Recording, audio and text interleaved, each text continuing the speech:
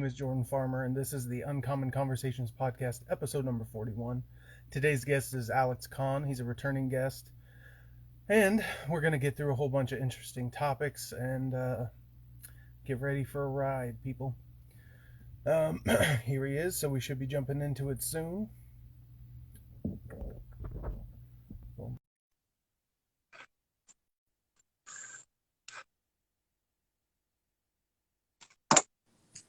Hello.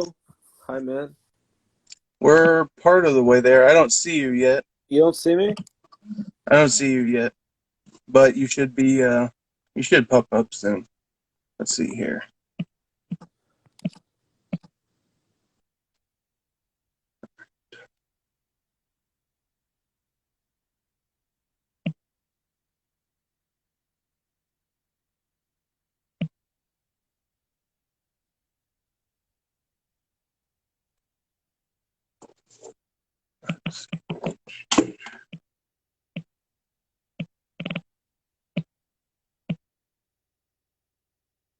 Go and try it again, Alex.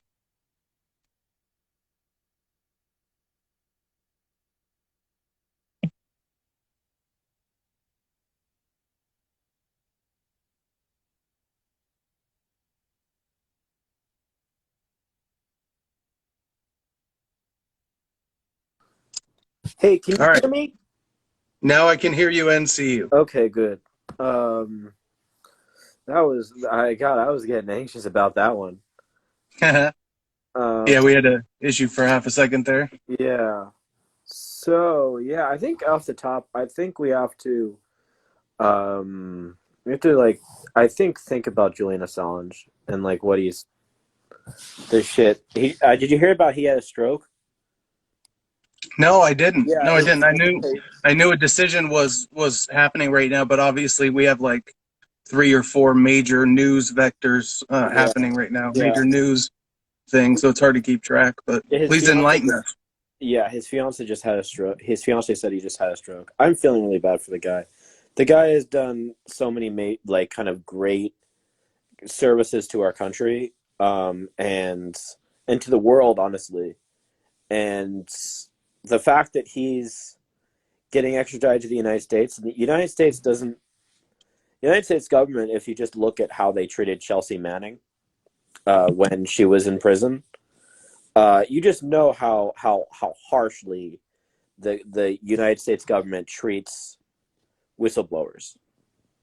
And because Assange has been doing this so long, he doesn't really have the chance to get like his sentence commuted like Obama did with Chelsea's. But I think with Obama, like, he really couldn't, like, with that press shit, like, he needed to do something because, like, the United States government was literally torturing Chelsea Manning. That's what I was hearing. Yes, so, our government has done some messed up stuff. That is an undeniable fact. And yeah, here's what's interesting.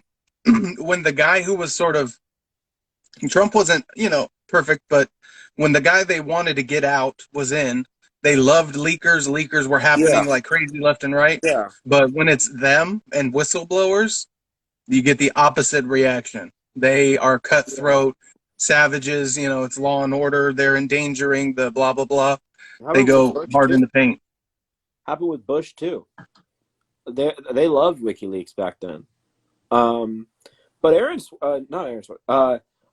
Obama was incredibly just like, people don't really talk about Obama's just like hatred of whistleblowers and his kind of being like a big like kind of national security hawk in some ways and have complete prosecutorial zeal. I don't know if any of your viewers know about or Aaron Swartz. No, not by name.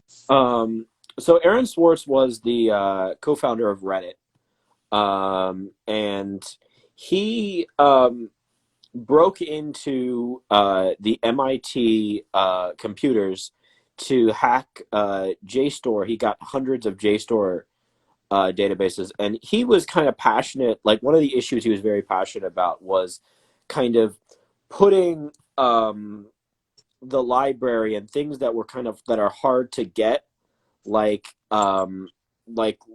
books and like things that like only universities can get, like JSTOR only universities could get. He was really passionate about bringing that so anybody can have access to our scientific legacy or to pretty much anything, any books or academic papers, or judge papers. He was really passionate about doing that.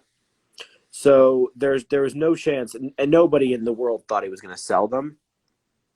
Worst thing he would do is he was going to put them on the internet. But he got like, so Eric Holder and his kind of ghouls, Steve Heyman and Carmen Ortiz, who were the federal prosecutors in Massachusetts, really clamped down on him. They were saying like, oh yeah, like they wouldn't, they first gave him 6 months in prison, and because Aaron had like political aspirations, he denied that, and then they went back with a fervor. They went back. They were trying to get him 35 years in prison and $1 million fine for literally breaking into MIT database and getting JSTOR documents, academic papers that taxpayers paid for. A lot of these academic papers, taxpayers were paying for these papers. It wasn't necessarily like he was breaking into. He wasn't like he was breaking into like some YouTube, like some like secret subscription thing, and he was going to sell documents. The worst he was going to do was he might have like put them on the internet so that people without means and people who didn't go to a fancy university could have the same access to our academic records that somebody who goes to MIT does. And he ended up, after he didn't go to trial, he ended up killing himself because he had depression, anxiety, and it was really weighing on him, the legal trial. And I personally believe Obama has blood on his hands because of that. Of the pressure they put on him. Yeah. Yeah. He wasn't. That's one of the things that people don't understand. And we've seen it over and over again, where if they can basically, sue you to death and ruin your life by making you, have to fundraise or go into debt, or they just shut you down. You have to stop your operations because you can't continue, as is. They have many tools, many ways of doing that. Yeah. And also, he has his issues, but Roger Stone was kind of an example. Yeah, he's not like a serious political figure, and he was just like reamed for years. Yeah. And now still, because of the January 6th, committee.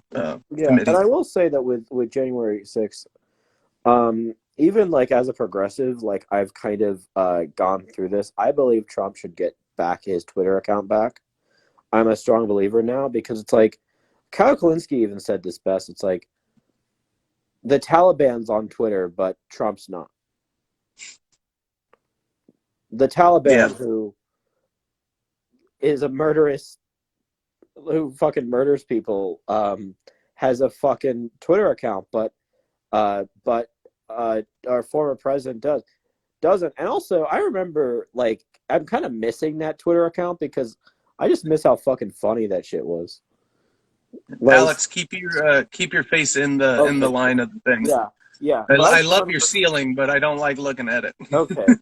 Cool. I just remember like how fucking funny that Twitter account was, and like, so I do believe Trump I think Trump definitely stirred up a lot of really bad shit during his years, especially during the Stop the Steal stuff. But I don't believe he should have got his Twitter account banned. To be honest with you, I don't really think anybody, unless there is a direct knowledge of like I'm gonna kill you at this date. Like, I really think that there needs to be like a very, very, it should be very hard to take you off of Twitter. Like, and that's just my position. And same goes with Facebook, and same goes for Instagram and all these social media platforms. Yeah. Yeah, I agree. You know, we already have precedent when it comes to defending belief systems. We will defend religious belief systems and say you can't discriminate within the marketplace based off of religion. So, like, Facebook could not have Christian groups being targeted on their platform because that would be violating that code in a certain sense. We should extend that to political beliefs. You know, freedom of speech doesn't mean anything if your boss can threaten to fire you if you have the wrong political beliefs. That's not in any real sense freedom of speech. That just means the government's not messing with it, but the business shouldn't be allowed to just do it, and government just stands there. I think we should be forced to have an open political discourse, and you shouldn't be able to fire someone because they have the wrong opinion. That's an invalid reason to fire someone. Yeah, and the other thing is and the new Twitter guy is supposed to be way worse than Jack. Like the new guy, he's taking the gloves off. Like there's no question. Like he's literally ready to go. Like I hear he's literally said that he's against free speech. Like at least Jack did like kind of the tap dance, but like this guy has literally said I'm against the First Amendment. I think a loose direct quote is freedom of speech is problematic. Yeah. That was his view. Like it's not something he values or feels like he has to live up to in any way, which is very dangerous for sure. Very dangerous. Because Twitter's where most of the political discourse is happening right now. So. It's happening, and that's where it's a new public square, and you really can't change it. Or but it's one of those things. Like it's like the government can't fuck with you, but businesses can, which is really fucked up in a lot of ways. That whole when it comes to your freedom, when it comes to what, like it's one of those things. Like that in many states, and I could be. This is what I've heard. like in like a state, for instance, that weed is legal. Your boss can still fire you if you've failed a drug test and you test positive for weed. I think, I think that's still justifiable. Yeah, I think that most of them don't do it because it's legal, and also like Amazon here in California tests using a saliva test, which literally is like 6-hour window metabolites. So as long as you're not actually high when you show up, you'll pass it. So they have flexibility. But I do believe they have the right, if you test positive for marijuana, to fire you for that. I think it's a different thing if say I smoked some weed on Friday and I smoke some weed and then I come into work on Monday and I think that's not being high on the job. No, not at all. Yeah. And the urine test and stuff would register that way. And obviously you shouldn't be high if you're like a school bus driver. You shouldn't be high in the morning driving kids to school or when you're operating machinery. Exactly. But even then, I think there should be, I don't think a DUI from weed should be treated like a DUI from alcohol. I think there's definitely a discussion to be had there to etch things out. I think we need to have science and evidence behind, claims of it impairing people's ability to have motor function before we say, we're going to throw you in jail for it, That's actually the only good reason I've ever heard. Like the whole idea of like driving while high, and like the fact that we don't necessarily have like the best like for instance with we have driving while drunk. We have like the breathalyzer. We don't yet have a breathalyzer for weed. That's like honestly like literally that's the only good argument I've ever heard from anti-weed people on why we shouldn't legalize the substance. It's one of the again, weed, I think we both agree, is one of the easiest.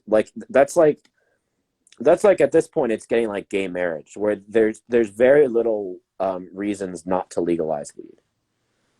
Yeah. That's like the only one I could maybe see, but yeah, I mean it's one of those things interesting. It's interesting because of the way gay marriage has sort of, we'll use that as an example. The way it's come about was very clunky. So first off, there was like Prop 8, which banned it in California, and it was up to people to vote. And here's the thing. here's what people don't understand. And you can understand this if you think about a Muslim or I think just Muslim or a Christian or a Jew. When they go to vote and it's them having to say yes or no to gay marriage, something they consider as a sin, they would believe, because I came from that community, we believed it was a violation of our ethics to affirmatively say this is a good thing, and you were doing that with the vote. That was the view. But if you put if you put that aside, and you just think of it, no, I'm good. I can keep talking. I think I'm pot. No, it's good now. Okay. Yeah, what let me fix this here. The idea that like we should have equality under the law, I think everyone agrees on. Yeah. But because when you're put in a position to vote based off of your moral precepts, like if there was a vote, for example, to legalize alcohol, and your religion is against alcohol, thinks it's like something that really, really hurts people, I can understand why, even if you think you're pro-freedom, you'd be like, I can't vote to legalize this thing. But if we had Congress or some sort of legislative body that had any kind of, spine or balls, they could just legalize it that way, have some courage.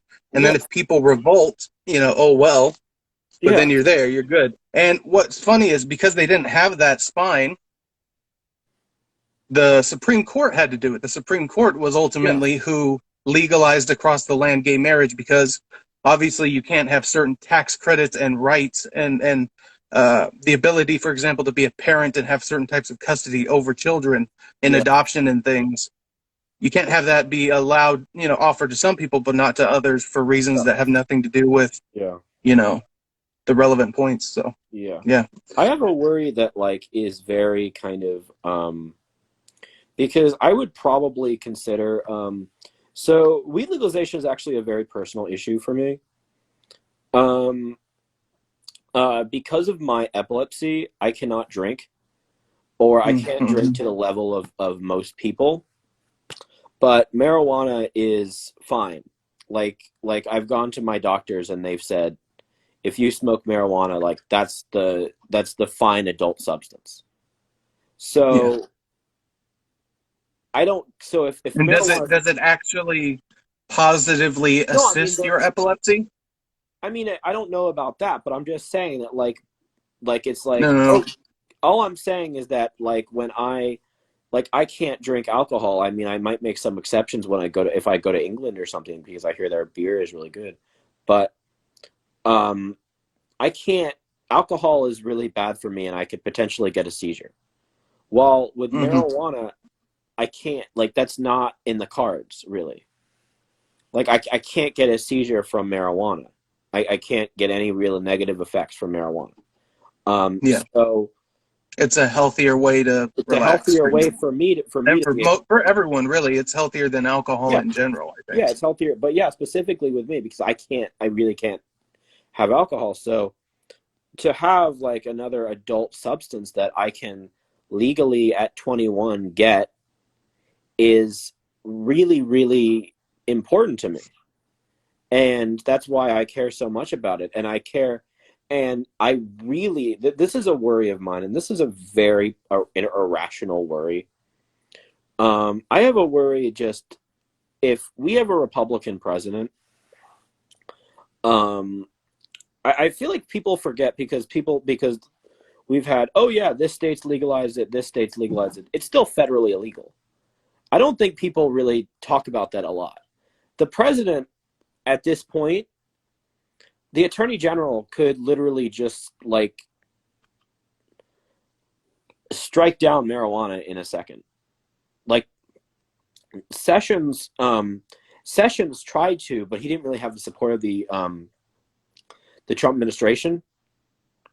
And also people like Cory Gardner, and actually in some ways Matt Gaetz, really, even though we hate Matt Gaetz now, but people like Matt Gaetz and Cory Gardner really kind of were Republicans who are really like Cory Gardner actually filibustered every single Trump judicial nominee until Trump promised not to fuck with Colorado's marijuana laws. Which, like, again, I disagree with Cory Gardner on a lot of issues, but like, I'm a little sad, to be honest with you. I'm actually a little sad that Cory Gardner lost, because it's like, he's a Republican that actually has fucking balls and will stand up to the president. And I just want, all I want is just some legislation that, like, I don't give a fuck if it's like incredibly menial.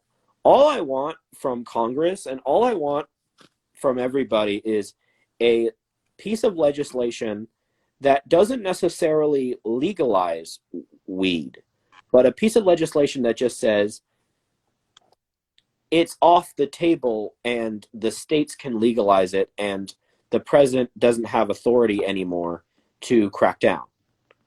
That's all I want. And there was a piece of legislation called the States Act that actually had a lot of Republican co-sponsors, and that had a lot of co-sponsors that was actually co-written by Elizabeth Warren and Cory Gardner. And basically what it did is it just said, that's what it did. And recently Democrats have really tried to kind of make marijuana and kind of talk about social equity, and which is, I think, in some ways important, but I wish that was being done at the state level. I wish that, which in many ways it is. And in New York, for instance, there's a lot of social equity programs that they're doing with marijuana. And I do agree. And I do agree that it's a little stupid that black people, specifically poor black people, were hurt by the war on drugs, specifically the war on weed. And when weed has been legalized, the poor black people aren't really reaping the benefit. Like, I agree with that, and I do think poor black people should have an easier opportunity to get marijuana shops, to get marijuana shops. But I think that should happen on the state level, because I just wish the Republicans would get two things. I wish Republicans would get sane on weed. The party, like, I think Larry Elder was like somewhat sane. Like, I think if Larry Elder, I think he would not fuck with the marijuana laws. But you have like a fuck like Kristi Noem, who, like, Kristi Noem, the state of South Dakota voted to legalize weed. Kristi Noem said, "Oh, I'm against legal weed. I'm going to sue and overturn that voter initiative." So, what the fuck? It's like we have a party that again, I honestly think that the Republican Party on the issue of marijuana is in the fucking Stone Age. Like, it's not even in the Stone Age. It's kind of worse than that. It's literally, the issue highlights and should line up with all of their precepts. Limited government. Yeah. Personal freedom, personal responsibility. Business. Lack of government regulation, whatever you want to say. Like, they should be on the side of freedom, but when it comes to certain things, basically they sort of turn it into a joke. And I watch I've watched, especially over the Trump administration, watched a lot of conservative podcasts. Yeah. And anytime the marijuana issue came up, they would basically just make stupid stoner jokes. Yeah. And like, that's it. And they were like, that was their sophisticated opinion. I'm like, you guys aren't thinking. You guys are just like, kind of, these are the people we get to make fun of. So, yeah. And everyone wants that. Everyone wants some group that they could point to demonize and make fun of and have that sort of one-upsmanship with. Yeah. And it's a toxic thing that we all sort of like to play in and participate in. And, and they don't have an argument. Stoners are that for the right. They don't have a fucking argument. That's the point. Exactly. They don't have an argument. Like, for instance, like, My my mom's They friend, don't have an argument that's true. that's true. But like my mom's friend is was the in Rye is like a local politician, and she actually was like the lieutenant governor like nominee in New York. And her like main issue was like preventing legalized weed. And I'm like, why the fuck are you? I'm like, why the fuck? And um and the reason for that is because like, oh yeah, her her son like was like addicted to weed. Like for one, actually with that argument, I feel like if your son was like, and this is a really crazy opinion, if you have like personal experience with marijuana, like bad personal experience, like this is a dumb opinion, but I honestly think you should be kind of like you should kind of like put yourself out, withdraw yourself out of this issue, because like you have personal You're experience not unbiased. that is biasing your opinion. Like when you don't have personal experience, you can look at the issue objectively. It's good for personal freedom. It limits government. It creates a lot of Well, and then I think one of the best ways to discuss the issue is definitely comparing it to other drugs. yeah. Imagine if we had the same argument about alcohol. If someone was like, I'm against alcohol being legal because I know someone in my family who's a drunk. Yeah. It's like that. I know, like I know many people in that are friends of mine or whatever, and then also within my family that have struggled with alcoholism. That you know, mine too. that should not mean we make it illegal. We already went through that exercise, and this is where the historic ignorance comes about. Any black market just means you're giving industry to criminals.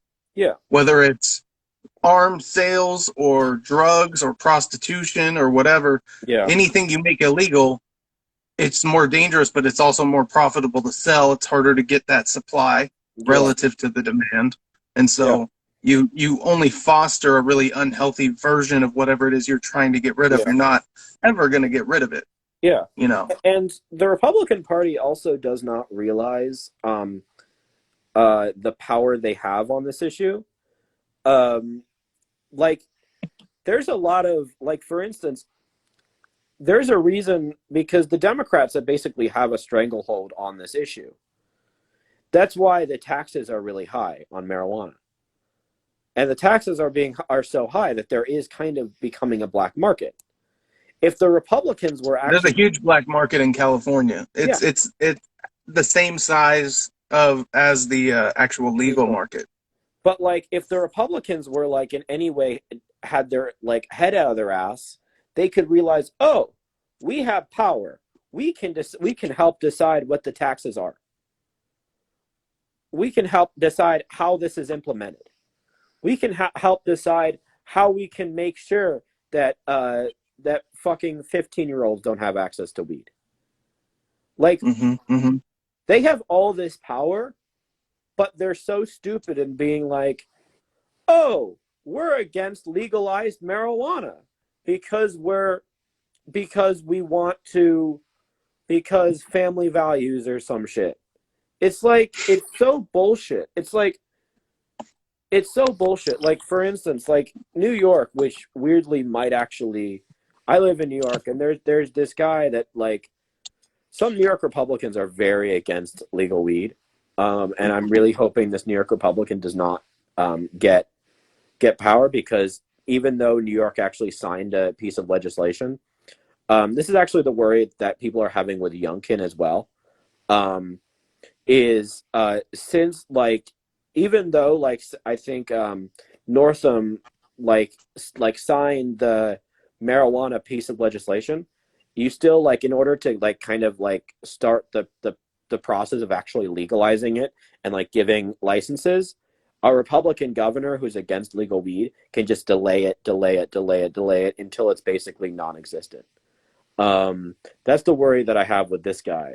It is Lee Zeldin is his name, and I really worry that he'll become governor. And in 2018, Utah voted to make medical marijuana legal, and the state warped the legislation and really chopped it down and made it much less acceptable 2 What was people. it? Medical marijuana in Utah. Yeah, exactly. Exactly. And the state intervened after the fact and limited the scope of its availability and intervened, after the people had voted. It's despicable and totally anti everything we stand for in America. We the people, democracy, Republicans are so freedom, values.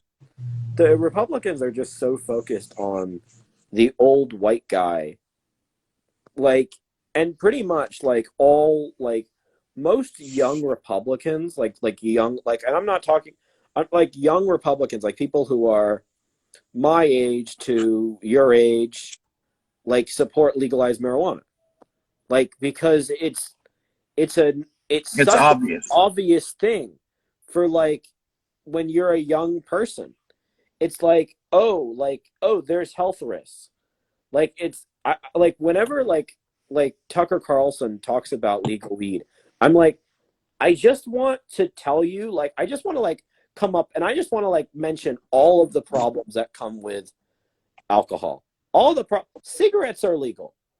Cigarettes, which we've all known, pretty much all of our generation knows how bad cigarettes are.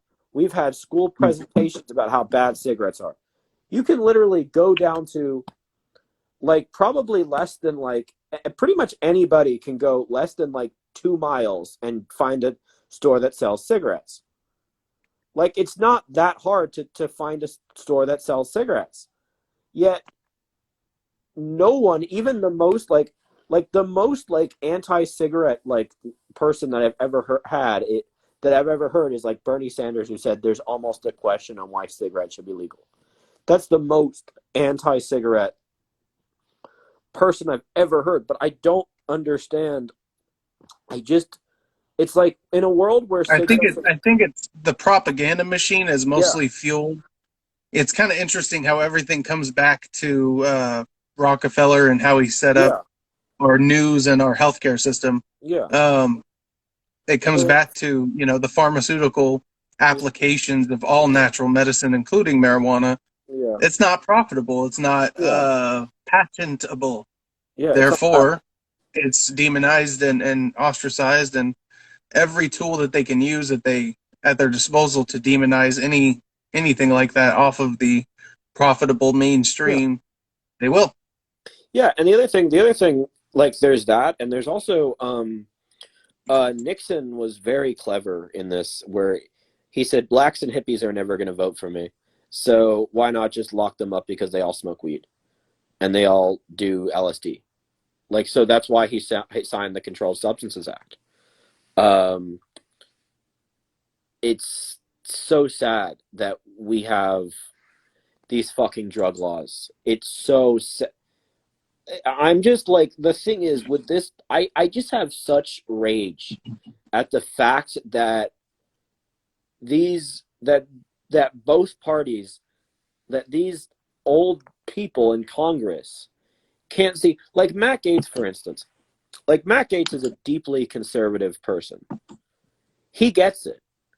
Because Matt Gaetz is not fucking 50 years old. Matt Gaetz has seen that, oh, yeah, he did a speech to Congress. He said, you're losing on this issue. The Republican Party is losing on this issue. Pretty much all young people, and they're Fox News could make a joke, oh, all they care about is legal weed. It's why the fuck is it? It means a lot to a lot of people, because a lot of people want an alternative. For one, a lot of people want an alternative to alcohol. They want an alternative to alcohol, and the fact that alcohol, in terms of adult substances, is the only fucking game in town is ludicrous.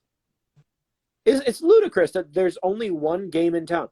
For instance, I wouldn't go in balls go in swinging on this, but in my perfect world, I probably would legalize all drugs, but the other drug I would definitely legalize. I would definitely legalize LSD.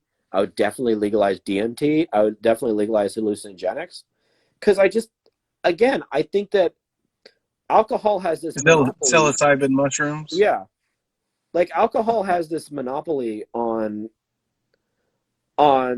adult substances People's weekends. that there's no way to compete. And like, to be honest with you, like there are a couple things that like I'd like for instance, like overall, like if I were king, I would legalize weed and I would make it 19. I have a strong opinion on that. I actually don't think 21 is a good age, and there have been Canadian studies about that. What's the age? 19? No, 19's it's the age? 19 it's the official age in Canada is 19, but most of the province is 18, but most of the provinces have it as 19, like alcohol. But the problem I have with it being 21 is, for one, you're a fucking adult at 18. I don't fucking know why you can't drink a beer or smoke some weed. Yeah. The other thing is, I have this opinion on the reason I actually wouldn't have it as 18. And this is just a reason I've brought up to some people, and it's probably kind of dumb, which is when you're 18, you're generally in high school, and when you legalize it at 18, you and I think this was kind of maybe why they brought it to 21. When you're at 18, then you're the person that all the high school kids are going to want to buy you alcohol or weed. So by having 18 as the age, then you do make it legal for 16, 17-year-olds, because a 16, 17-year-old could just, hey man, hey, the senior in high school. Well, when you're a 19-year-old, you're generally in college, and you're generally out of high school, and you're generally or you're working, or you're doing whatever. So you're not necessarily involved with kids that are 16, 17-year-olds. So it's interesting that you've highlighted this point, because what I would like our school system to switch to is actually one where your school ends when you're 18. Your publicly funded school ends when you're 18. That's when the grant stops. It's not a per year thing. It's a month to month thing, and then the month you turn 18, it's done. So there would be you would be leaving there under that circumstance. But that's not the current situation, so it doesn't apply. But I just thought it was interesting, because in my ideal world, we all get a voucher system from 24 months old to 18 years old, and then that month it stops cold turkey, and then it's up to us to pay for higher education. Because I think either higher education, you want it for the experience. Taxpayers shouldn't pay for the experience. You want it for the education, which would mean it's intrinsically valuable to you, so you should pay for it yourself. Or you want it because you'll make more money, in which case it should pay for itself because it's going to help you make more money. And the schools used to give the loans themselves, which meant they're not going to give it to someone that's a risk. So they're not going to, put them in debt beyond what they can actually handle. So I'd like to go back to that system. It was cheaper, it was better. We will definitely go back to that. But I do want to just talk about this one point now. Because, like I said, I can't see a system where you can vote and you can do that, yet there's 3 or 4 years before you can actually drink or smoke weed. It's ridiculous. Like, I mean, like, if I was a politician and I was trying to legalize weed, that wouldn't be that wouldn't be the thing I focus on, and that wouldn't even be in my bill, because I think that it's just a question that I would do in later.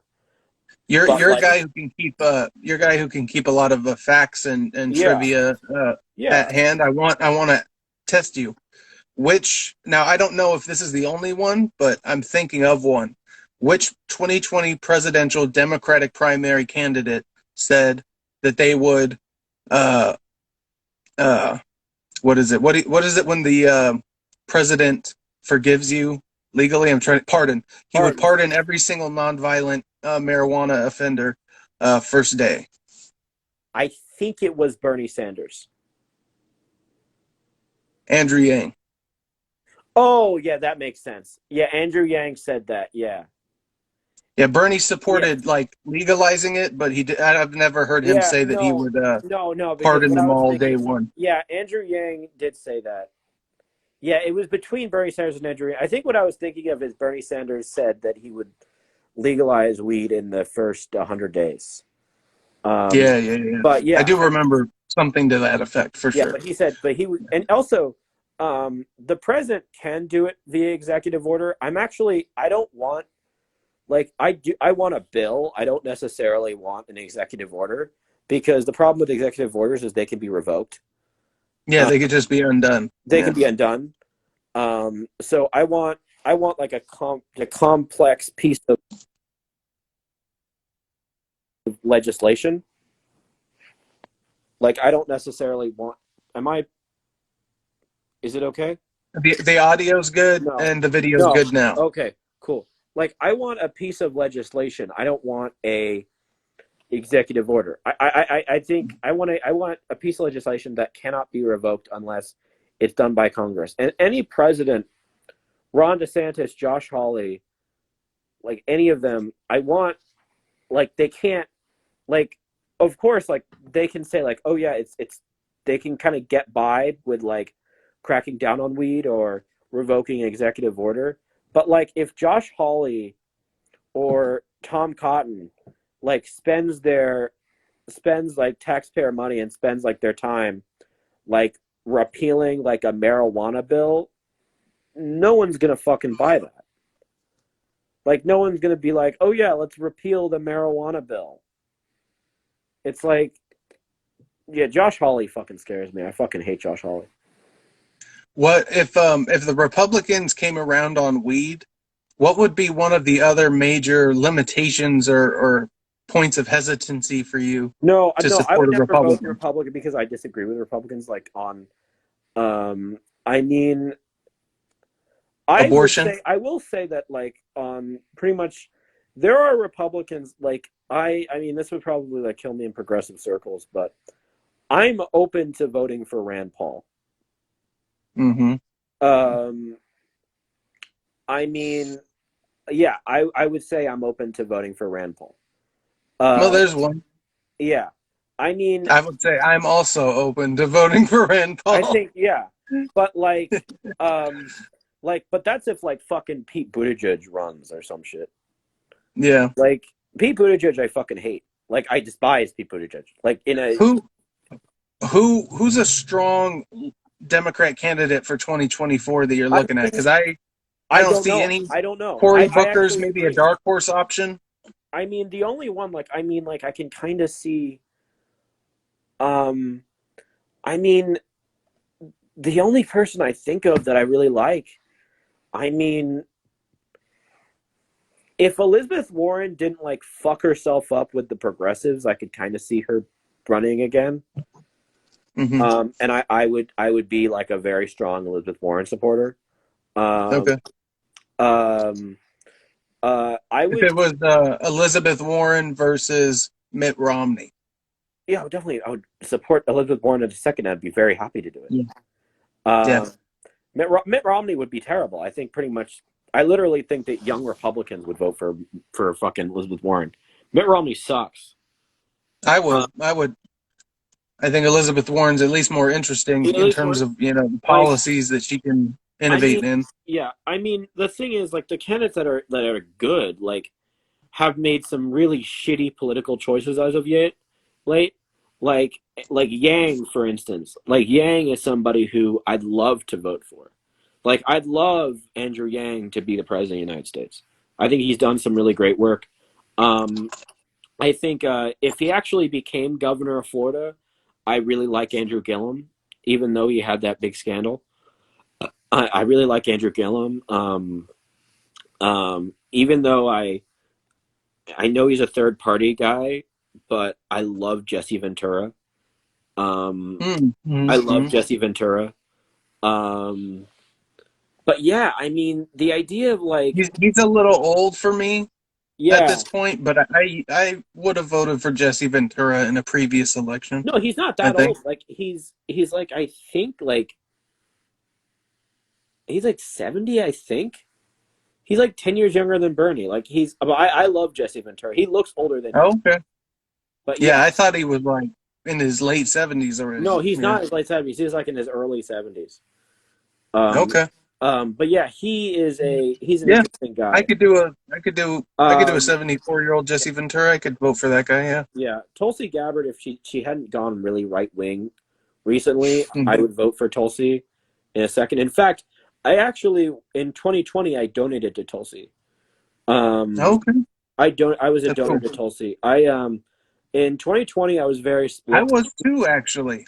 I was too, trying to get her to the 130,000 vote or whatever to qualify. I voted for. I gave her and Andrew Yang some money during that time. The only two people I ever have ever given money to politically were Andrew Yang and Tulsi Gabbard. Yeah.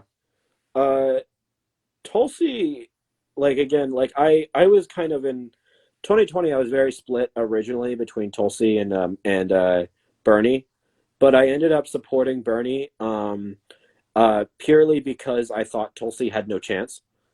Like there was a point in like 2019 where I was like in late 2019 where I was like, I'm just looking at the polls, I'm looking at reality, and I'm like, it's gonna be like Bernie, Biden, or fucking Buttigieg or some shit, and it's like Bernie's the best option.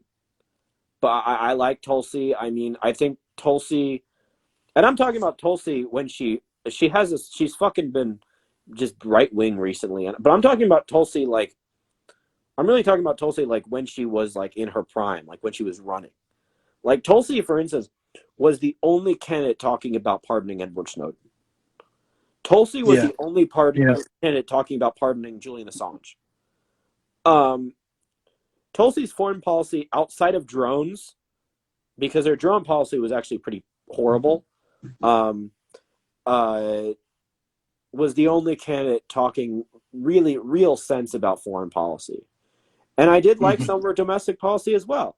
Like I liked Tulsi a lot. In fact, my mom said that my mom got a thank you call from Tulsi's mom for my donation. Nice. Which was like, but yeah, I supported Bernie, and I think Bernie is such a fucking. But I was like, I want Bernie because Bernie is like, I think Bernie's a smart guy, and I think if he was fucking like, seriously, if Bernie was 4 years younger, I would vote for him. I would vote for him in a second. Now he would be my. But yeah, he's not running again. But yeah, there's no one in 2024 that I'm really like I'm passionately about. Again, if Andrew Yang didn't start his fucking Forward Party, I would vote for him. But that was one of the dumbest political decisions ever. I like it. I think the branding is stupid. You know, taking his not right, not left, but forward a little too far. Yeah. But I'm interested in seeing what's happening. You know what? You want to know something interesting? Yeah. Not very many people know this because they assume he ran as a Republican. Yeah. Larry Elder in California ran as an American Independent. Oh, that's interesting. He was actually under the American Independent Party on the vote. That is a party that has existed for a long time but does not get any attention. And it's one that I'm personally very interested in because it has no orthodoxy. It's completely up for grabs in terms of like forming the identity of that party. So but it's a good alternative to the Forward Party because Andrew Yang makes it a little bit too much about him running, I think, in his vision and in choosing the Forward Party instead of just going to a third party or creating a different kind of name. But I like Andrew. He's a smart guy. He's got good ideas and he's a good executor. Yeah, I would like. I mean, if I was gonna do like what Andrew was doing, I mean, like for instance, in New York, for instance, there are like all these parties that like exist, but they like endorse like generally like, for instance, in New York, there's the Working Families Party. There's they form small parties around little issues. It's like a parliamentary system almost, right? So they form small parties over little issues, and they generally endorse like the candidate that like most things, like the Working Families Party endorsed Cuomo, for instance. They endorsed or they endorsed. I bet they regret that now, eh? Yeah, they don't. Yeah, fucking Cuomo. Oh yeah, we should fucking talk about that. Yeah. New York politics. Let's talk about it. How do you like the new governor? I'm actually very pleased. I mean, I really despise the new mask mandate, but yeah, I'm very pleased. I think Hochul is doing a really good job. I worry that the chaos will lead to a Republican governor.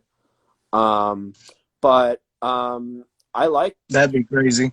I like Kathy Hochul. I think that it's the first time where I'm literally not going to, I mean, like, I doubt she'll push for Medicare for all, but really in many ways, like in state politics, this is going to sound really, really fucking stupid. But all I care really about is do you legalize marijuana? If you legalize marijuana, you got my support. There's a lot it says about someone when they have that position. Yeah. It shows that they're willing to go against the orthodoxy. They're willing to care about principles before party principles. Because it's interesting. I wanted to get to this because you talk about your fears about a Republican president, and there were issues with Obama and how he treated certain. He did raids and stuff like that. They were limited, but they were there. Yeah, but I don't see the Democrat Party as the what do you call it?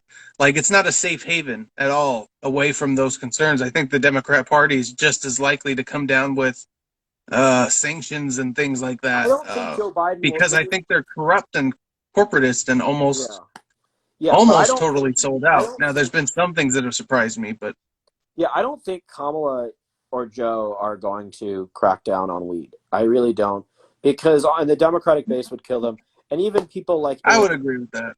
And also just people who vote Democrat, like just Democrats would kill them. And I doubt Joe. I thought maybe in the beginning he might, but no. But also, like, it's just, but like, I mean, I agree with you in some capacity. Like, the Democrats recently, except for weirdly Chuck Schumer, who's really been an advocate for weed, weirdly.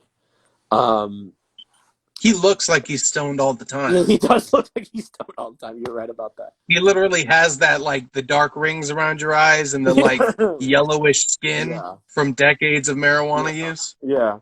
But he fits the bill. But the Dems are, like, not, like, they're, like, one of those, like, things where it's, like, they're not necessarily going to push for, like, marijuana legalization. But, like, I know they haven't done it in Congress. No, they haven't. I mean, but all I'm saying is that, like, I know that they're not gonna crack down. Like, there's no fear from the executive branch. Like, I know that they're not gonna crack down. While I worry about if a Republican president comes in, I really worry about Ron DeSantis. Ron DeSantis, I worry less. Even though Ron DeSantis opposes it, there is something, I think we discussed this briefly, where I don't really think that Ron DeSantis would crack down. He's a very pro states' rights guy. Yeah. He's made his name by fighting. Lately he's made his name by fighting the Biden administration. So he would not be the kind of president to crack down on states' rights through that framework. He opposes legal weed, and he literally said that he's like, not while I'm governor. The people that scare me are Hawley. Hawley scares me. Mm-hmm. Hawley scares me. And Hawley's hardcore. Yeah, Hawley scares me. Cotton's hardcore. Cotton scares me as well. And also Christie's kind of come in recently. Yeah. And we all know Christie's a weird one because he's a Jersey Republican. It's a weird deal. Kyle Kalinske has this really great quote about Chris Christie. He said, I remember once he was talking about Christie and marijuana. He said, "What pizza and McDonald's is for you, marijuana is for other people." Savage. Yeah. And I was like, "That's here's the thing though. Chris Christie freaking asked for it. He literally was making comments about how unhealthy marijuana was. Those were his exact. He literally used the term unhealthy. Like, yeah. He was asking for it, man. Like, you can't be 500 pounds and talk about health.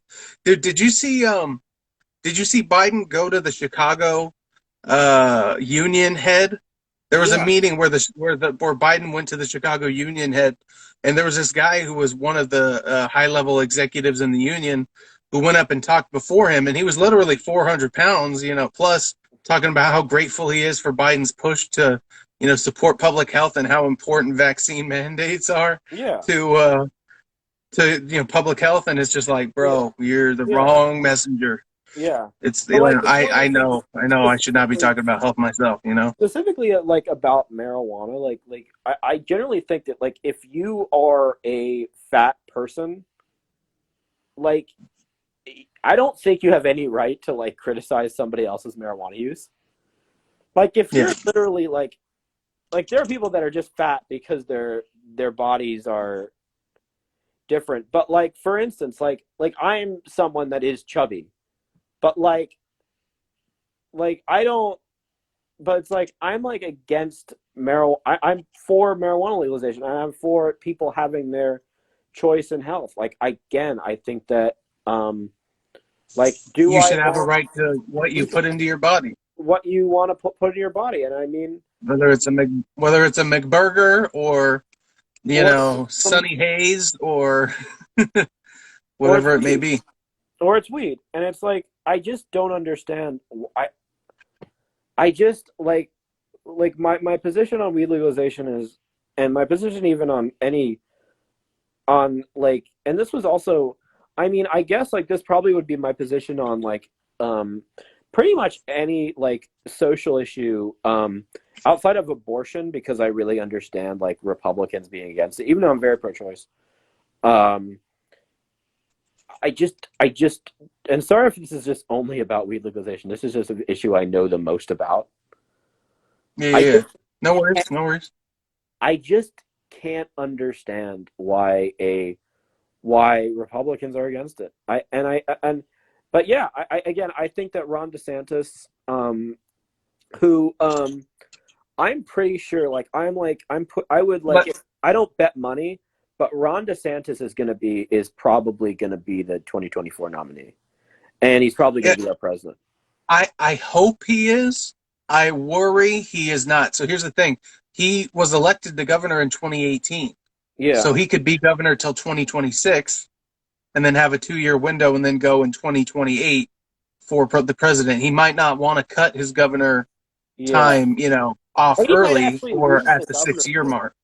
Yeah, he might actually lose the governorship too. That too. I doubt it, but it is possible. But I think he'll be the nominee. I hope he is. I hope Trump stays retired. I think I would say he did his job right the first time. Leave it be. We don't need more Trump. But I'm just saying that DeSantis, again, if he doesn't fucking crack down on weed, I disagree with DeSantis on pretty much almost everything. If he came around on this issue, I don't really know where his weakness is politically speaking. No, I think that, his weakness is on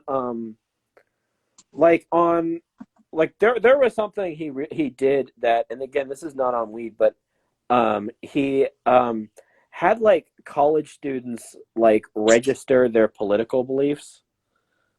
And I was really against that. Again, and I have my issues with this. Is another thing. But I do want to go. Was it related to their applications for stuff? Yeah, no. But before we go into that, I do want to just kind of talk about the Republican candidates in 2024. I think the main ones that I think we're really looking at are that I can think of off the top of my head: Hawley, Cotton, and DeSantis, and Trump.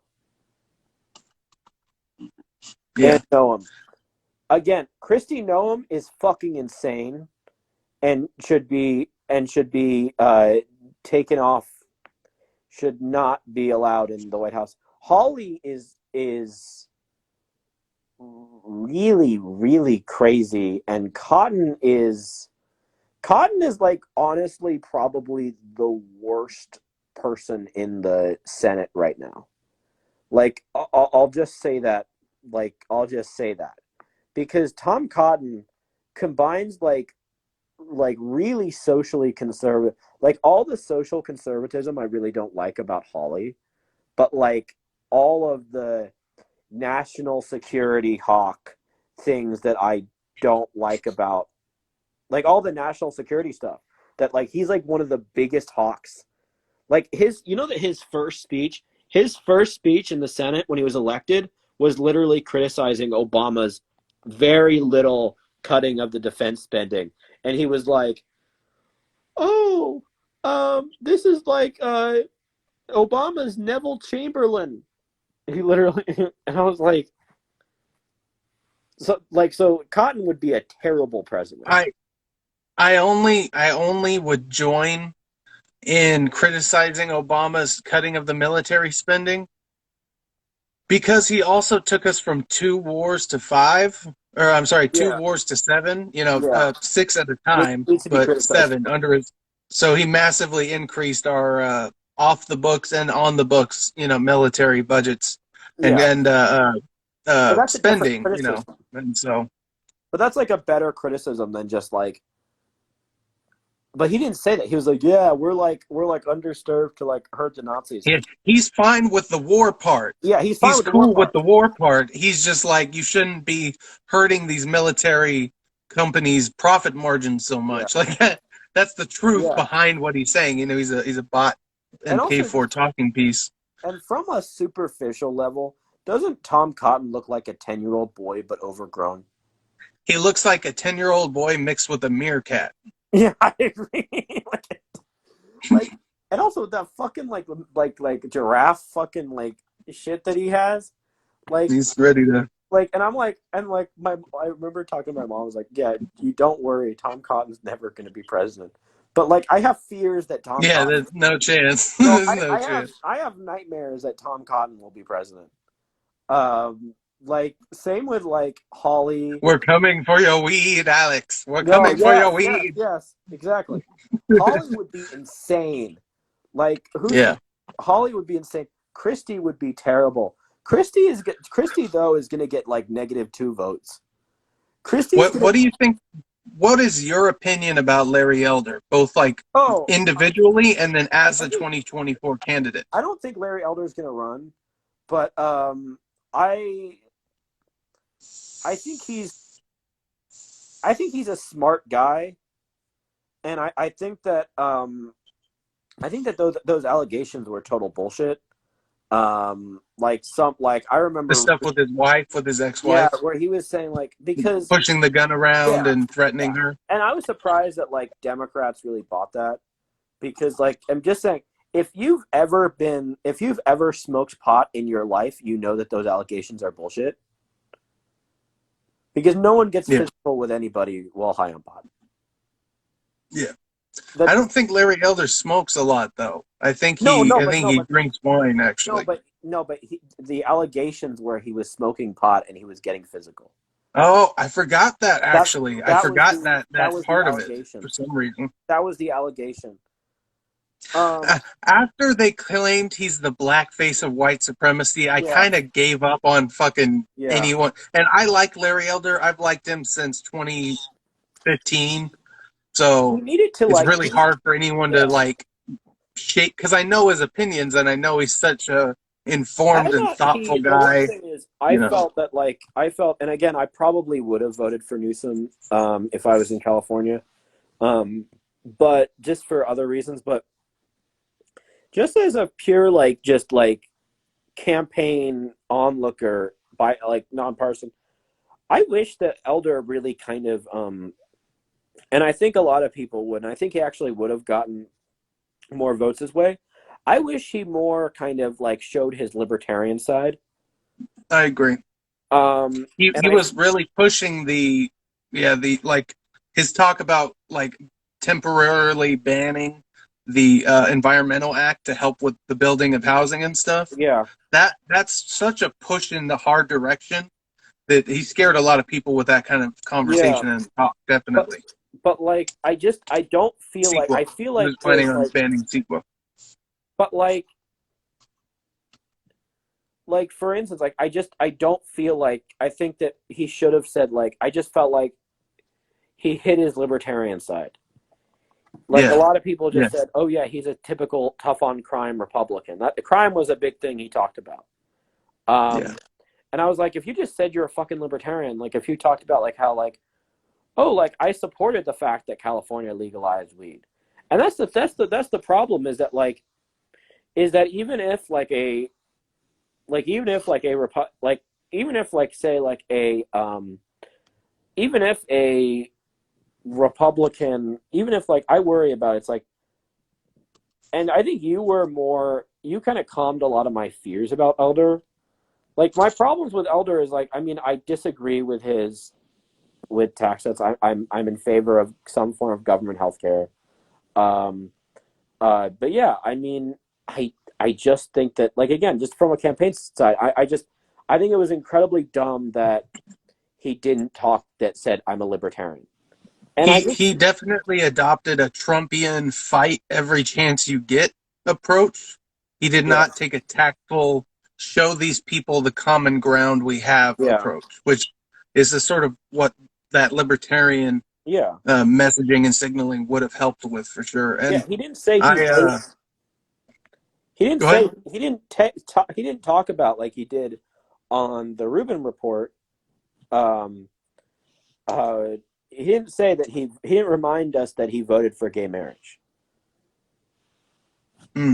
Like, again, I think a lot of people were like, there's a lot of people in California and New York that are like, I think are somewhat open to a libertarian candidate, but like a libertarian Republican candidate. I honestly think Democrats are primed and ready to give up on the Democrat Party if they think there's a viable option, because I think Democrats are more disenfranchised with their leadership than the Republicans are, actually.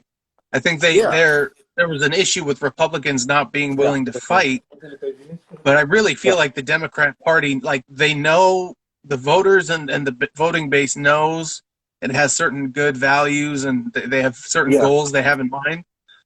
But the truth is, like, I believe the Democrat Party is completely sold out and corrupt, and it's an establishment party. It's not.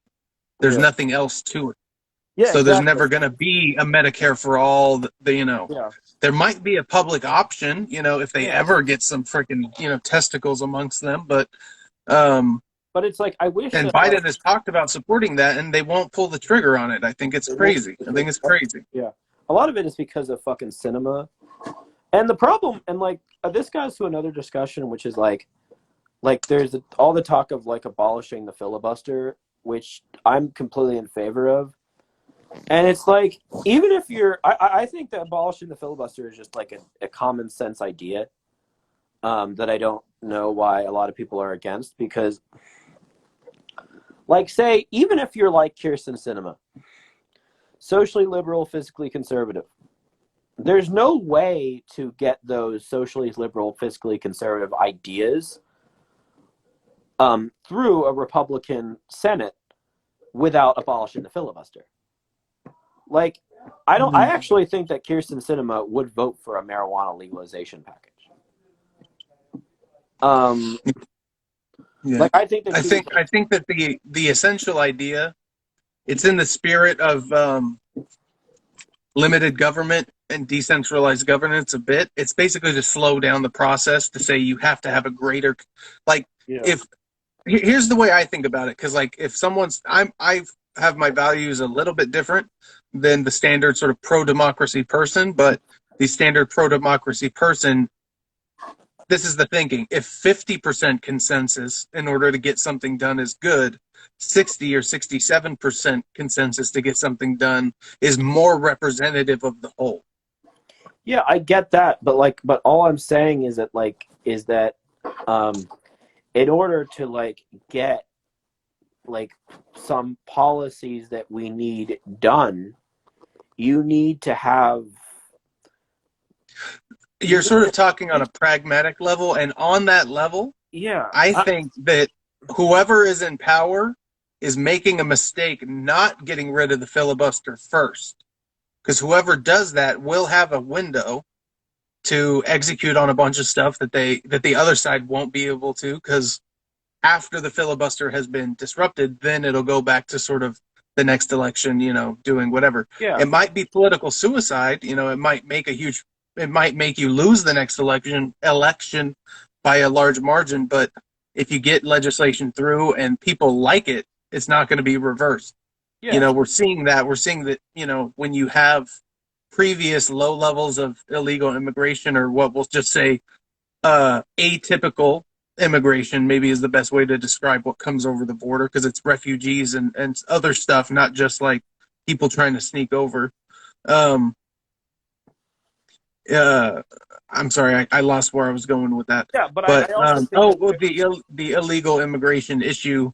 Sorry, go ahead. Just say what you were going to say. I mean, I think you're onto something, but like I said, I think there's kind of like a technocratic, there's kind of like this is like the way it's always been, and we're going in the spirit of bipartisanship, when really I think people are not necessarily I think a lot of people are I think a lot of people put abolishing the filibuster and court packing in the same sentence. They're completely different. Yeah. Abolishing the filibuster. They're similar, but distinct. I don't think they should be in the same sentence. I remember someone was like, radical ideas like abolishing the filibuster and court packing.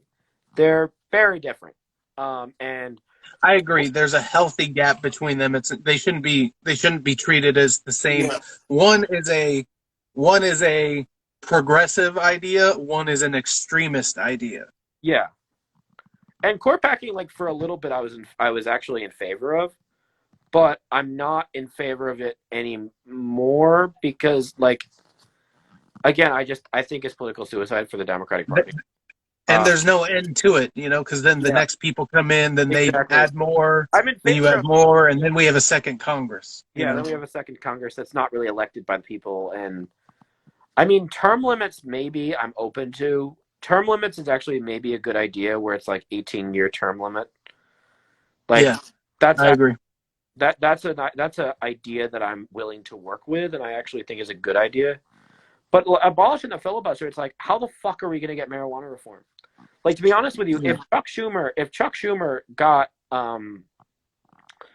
put his marijuana bill out, and it obviously would pass the House, and if you abolish the filibuster, there might be a few Democrats that are holdouts, but I think Rand Paul would vote for it. I think some other Republicans would vote for it.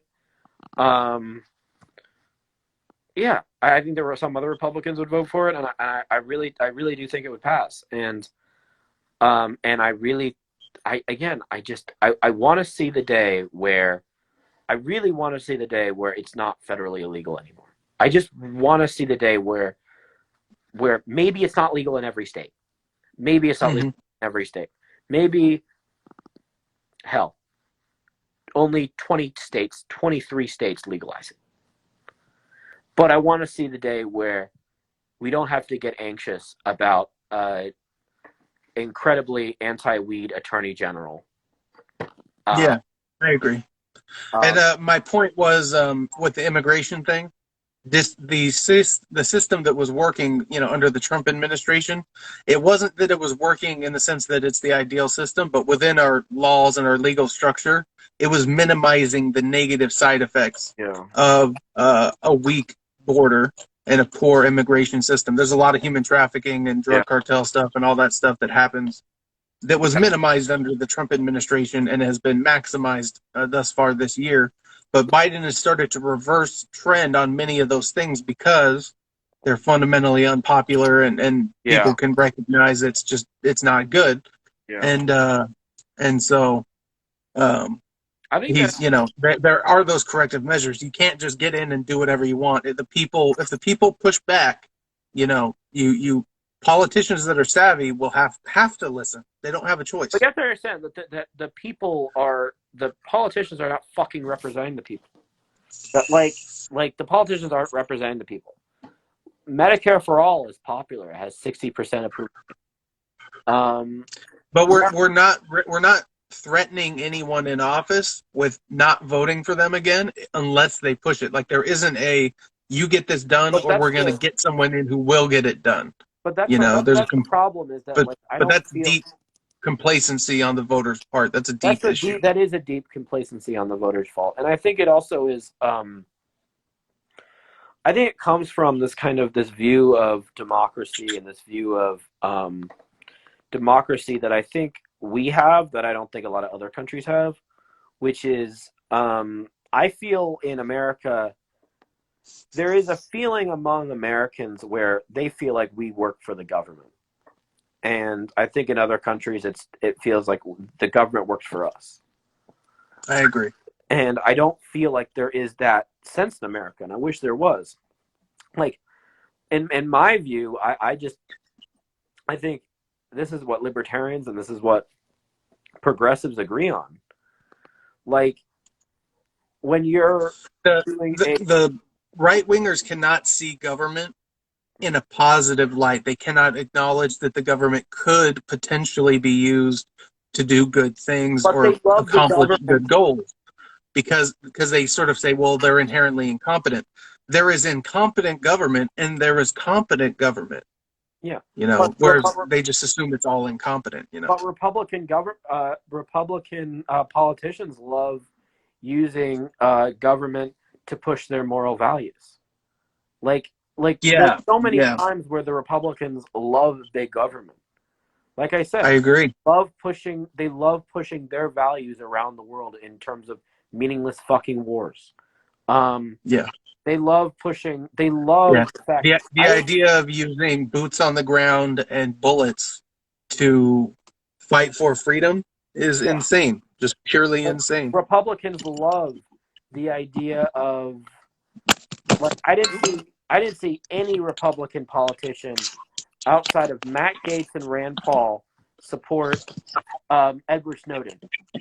I didn't see, which literally if you're someone, that's another litmus test. If you value, aside from the marijuana thing, if you value small government and you value freedom, you value small government. Like, the fact that the NSA is spying on people meaninglessly, I think is absurd, and I think is again very antithetical to the conservative idea of small government. Again, going back to marijuana, I think that the idea that a overzealous attorney general or president can crack down on legal marijuana businesses is, again, antithetical to the ideas of small government and states' rights. States' rights, again, another thing that the Republicans love to talk about. Republicans all the time. That was their thing where they were against Obergefell v. Hodges, which was the gay marriage Supreme Court decision. They said, we want states' rights. Yet a lot of them, not all of them, I shouldn't say all of them, but a lot of them supported when Jeff Sessions tried to crack down on legal weed. States' rights so states can discriminate against gay people, but states don't have the right to legalize a relatively harmless substance. And that's the problem I have with the Republican Party, is they love government. They love government. At least the Democrats, like with the Democrats, like I think in terms of with progressivism, I believe is I want a service. I don't want to have to give up my freedom. Like I want a service. I want health care. I'm actually different from the government should exist to facilitate a free and open society. To facilitate an open society. Like I want like what Elizabeth Warren did. I want a Consumer Financial Protection Bureau. I think that's actually one of the best things Obama did. I want Wall Street regulation. I want to take a quick sideways dive real quick. Just because, and I want you to do some research. I'll do some research to see what this number is, because I've seen different ones. But I've explored the idea of an asset tax instead of an income tax. Yeah. Because there's approximately 230, what I've seen, approximately $230 $230 trillion worth of assets in the United States. Yeah. And it grows every single year. So if we had a system, especially with higher inflation, this is helping that. If we had a system where we tax people 3% of their assets every single year, which is pretty minimal, that would pay for all the taxation we need. And that would mean people who have income but no assets don't pay any taxes, which is pretty awesome. It's extremely progressive. And it's brought up a little bit, and I think it's an interesting idea, actually. But I also think that, it's hard. Like for instance, like an idea like Medicare for all, or an idea like even free college has been tested in other countries. The thing is, asset tax has not really been tested anywhere. But it's an interesting idea now that I think of it.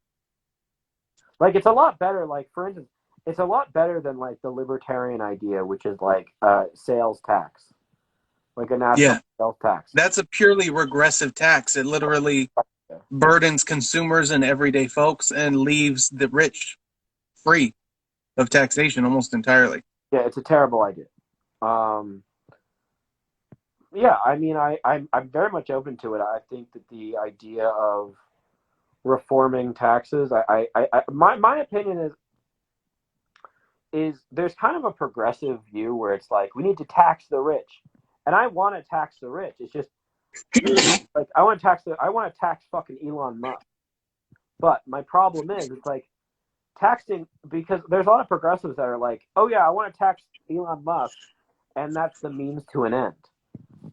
The idea of taxing a billionaire feels like it's not a means to an end. I want to tax a billionaire, and then I want to get Medicare for all. And then I want to get, it's not a means to an end. The idea of just taxing a billionaire 50% for fucking nothing is just really stupid, and really just like, is just kind of like, what the fuck? It's like you're paying for nothing. It's like, I want a Medicare for all system. I really think a Medicare... I think the point of, I hate the idea of tying those together. Like, if you want Medicare for all, it should stand on its own ground as something we should do. And then making sure the rich are paying their fair share in taxes is also its own issue that I think everyone can agree on. Now, we have to get into the details of what that looks like, obviously. And like what I mean in terms of making sure we know what it looks like is the top 20% of income earners, the 100,000aires, pay like 80% of taxes.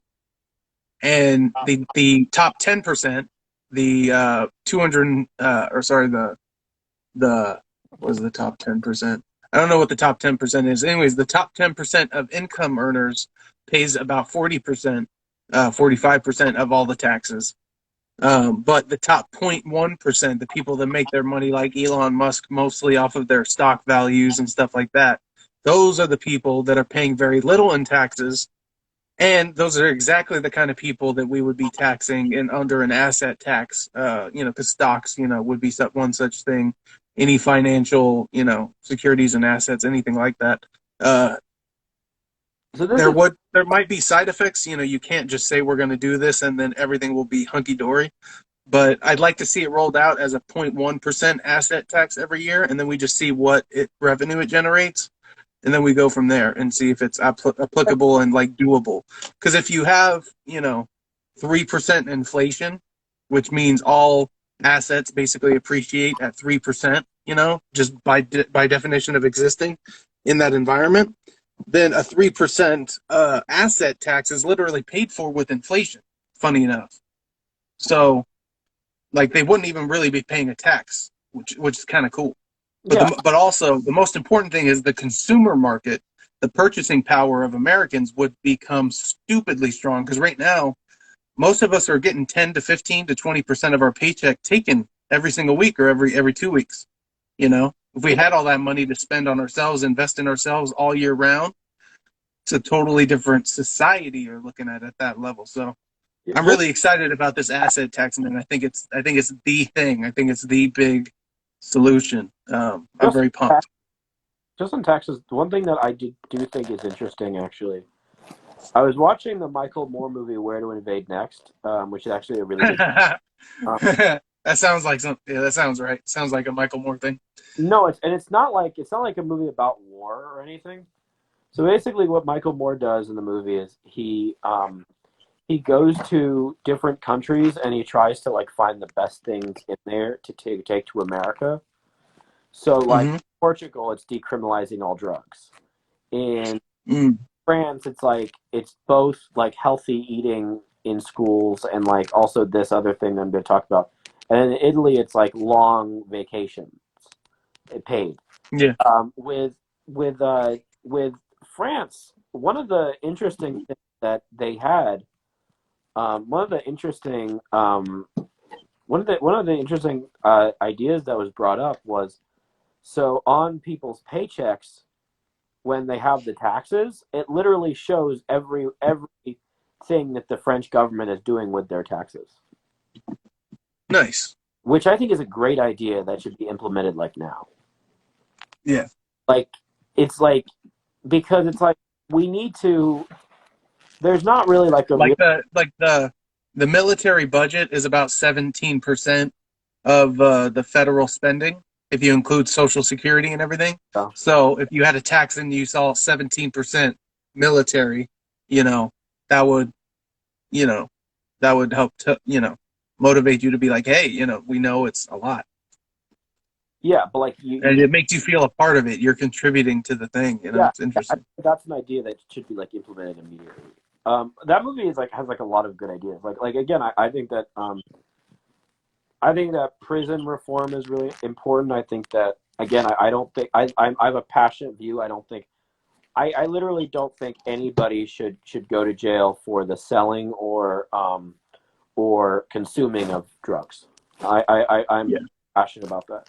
I don't think there should be. I think unless like it's like. How do you feel about a universal health savings account as a means of trying to create universal health care, or one step in that direction? I mean, maybe, but like, I just don't want to be. It just feels weird that we're the only country that doesn't have universal health care. Like, Canada does. We're also the only country with free speech.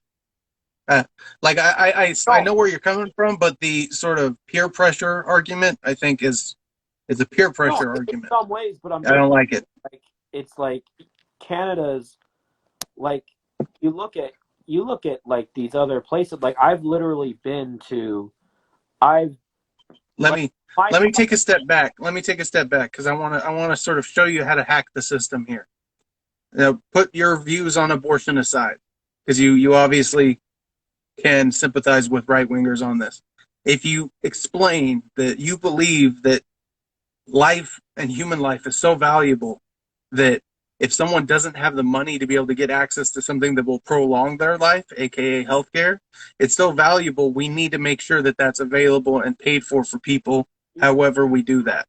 And then it's a question of how do we do that, But I know it's difficult when you believe in abortion to make that argument, but I do believe that's the way you make the argument regardless of what other countries are doing. I don't think the idea that other people are doing stuff is ever an argument for why you should, as an individual, do something.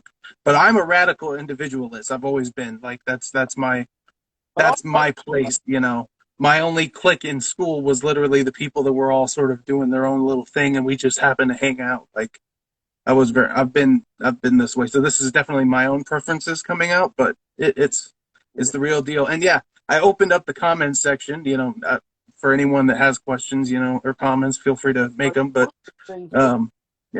like this is not like a national, like I'll say, like, I mean, I know you don't love the idea of like the like peer pressure idea, but I'll say this is like conservatives in Britain, they love their NHS. They like the idea. They love the NHS. I have personal experience with so-called socialized medicine. I was in France, and my brother, we found out he had a peanut allergy, and we had to rush him to the hospital. we had to like rush him to the hospital. We had incredible care, and the care was great. The care was great, and we were able, and France has actually, like, I believe, like, a Medicare system similar to Canada and similar to kind of what someone like Bernie Sanders is proposing. Yeah. What would you do about the patent system? How would that function in this proposed system you're talking about? Patent system. I actually think the patent system is actually very dangerous in many ways.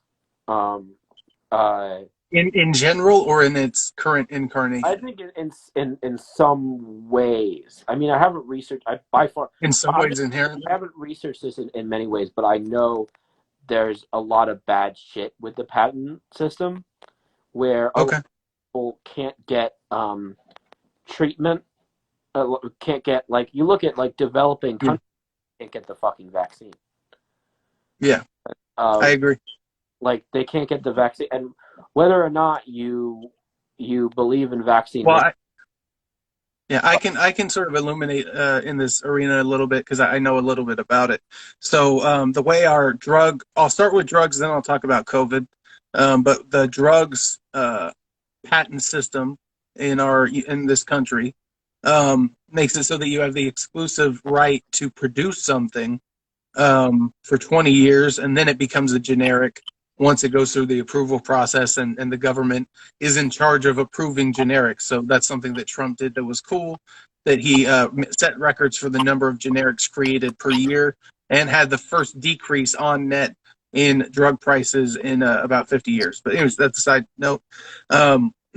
So we have temporary patents on these things that run out and have a short, high profit span, and then they're discarded. That's why things like ivermectin were not respected at all, and were not even talked about, because they're not profitable. So I think my proposition as to how to solve this issue is, instead of a temporary patent system where you're the only person that can produce something, you should have permanent patents, because if it's intellectual property, you should not lose it just by nature of 20 years having gone by. Yeah. So, but it's a 15% tax on anyone who produces your good that is not your company, meaning you own 51% of that company or more. That way, you always have a 15% competitive advantage over anyone else, because you own the intellectual property rights, or your company that you're working with does. But it's capped at that 15%. And if you try to price it above that 15% margin, other people will come in and produce the good underneath that price line and undercut you. And so we'll have abundance and giant supply of these things no matter what. But again, it's long-term profits, not short-term profits. So it would change a lot about the way the system works. But that's one of my solutions. Just within the patent sphere, that's my proposed idea. I like universal health savings accounts, because that will give everyone purchasing power with healthcare. I would like to see a decentralized voucher charity system, where we take a percentage of the money we put in the government budget, and we get to literally vote on which charities get it, locally and at state level and at the federal level. I think that's a good idea on all levels, to have that kind of a thing. That helps, facilitate clinics that are free and that offer, subsidized services. It helps pay the provider side of that. You could have the People's R&D, which puts grants out to help pick whichever diseases are killing Americans most. We should be developing things to help cure those things as fast as possible, because like that, by definition, would create longevity in the system. So there's lots of individual things I would like us to do that we could do at any level of government, and I like it to be as decentralized as possible. I don't want Texas to be forced into a system with California, unless it really is individuals that are in charge, like a universal health savings account. But I like states' rights. Yeah, I like states' rights. I also I have an idea I'm actually really curious about that my mom came up with, and it's all about mental health care. And I will say that, like, there is a thing with innovation, and with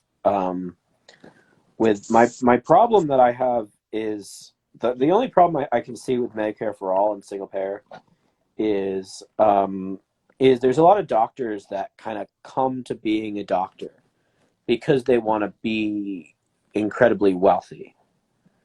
Like, Yeah.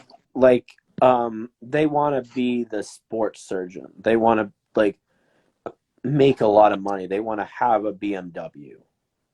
Yeah. Like, you look at those doctors and they have like those like big cars, and they like, I remember my psychiatrist has like a Tesla, and like, and this actually goes back with my psychiatrist. I have this idea, and my mom actually came up with this, but I think on your taxes there should be like a tax credit for you getting your own private therapy.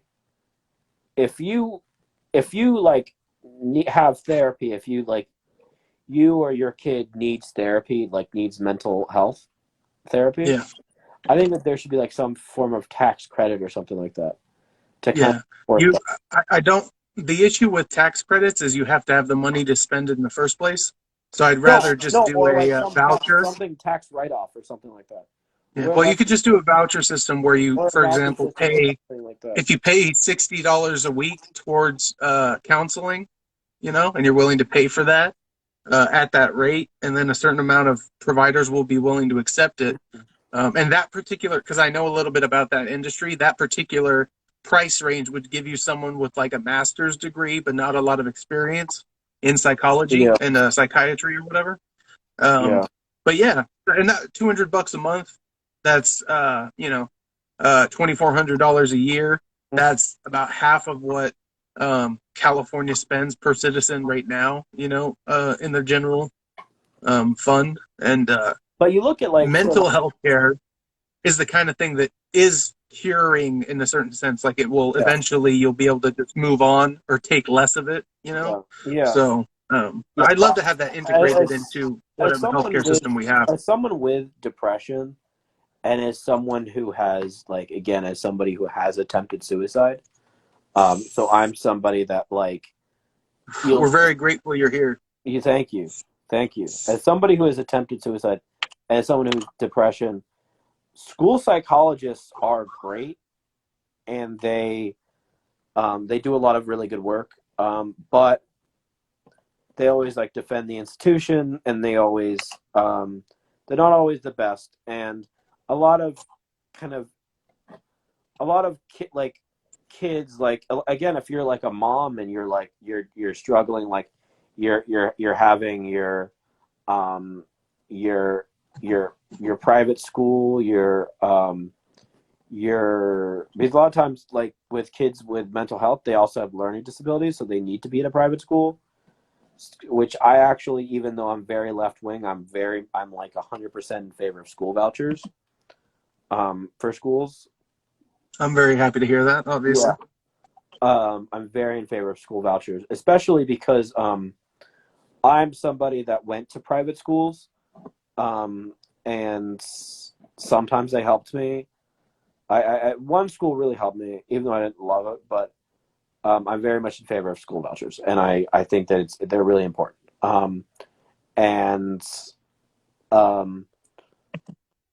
And I actually, this is a really stupid opinion. This is an opinion that's going to get me in trouble with pretty much, like, with my progressive community, like people that I know that are progressives. I didn't think Betsy DeVos did like a horrible job as Department of Education secretary. I think what she did on Title IX was completely. I like that a lot.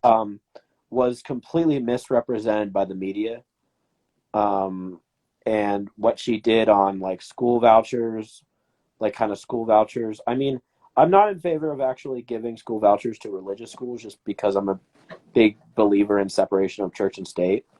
But I'm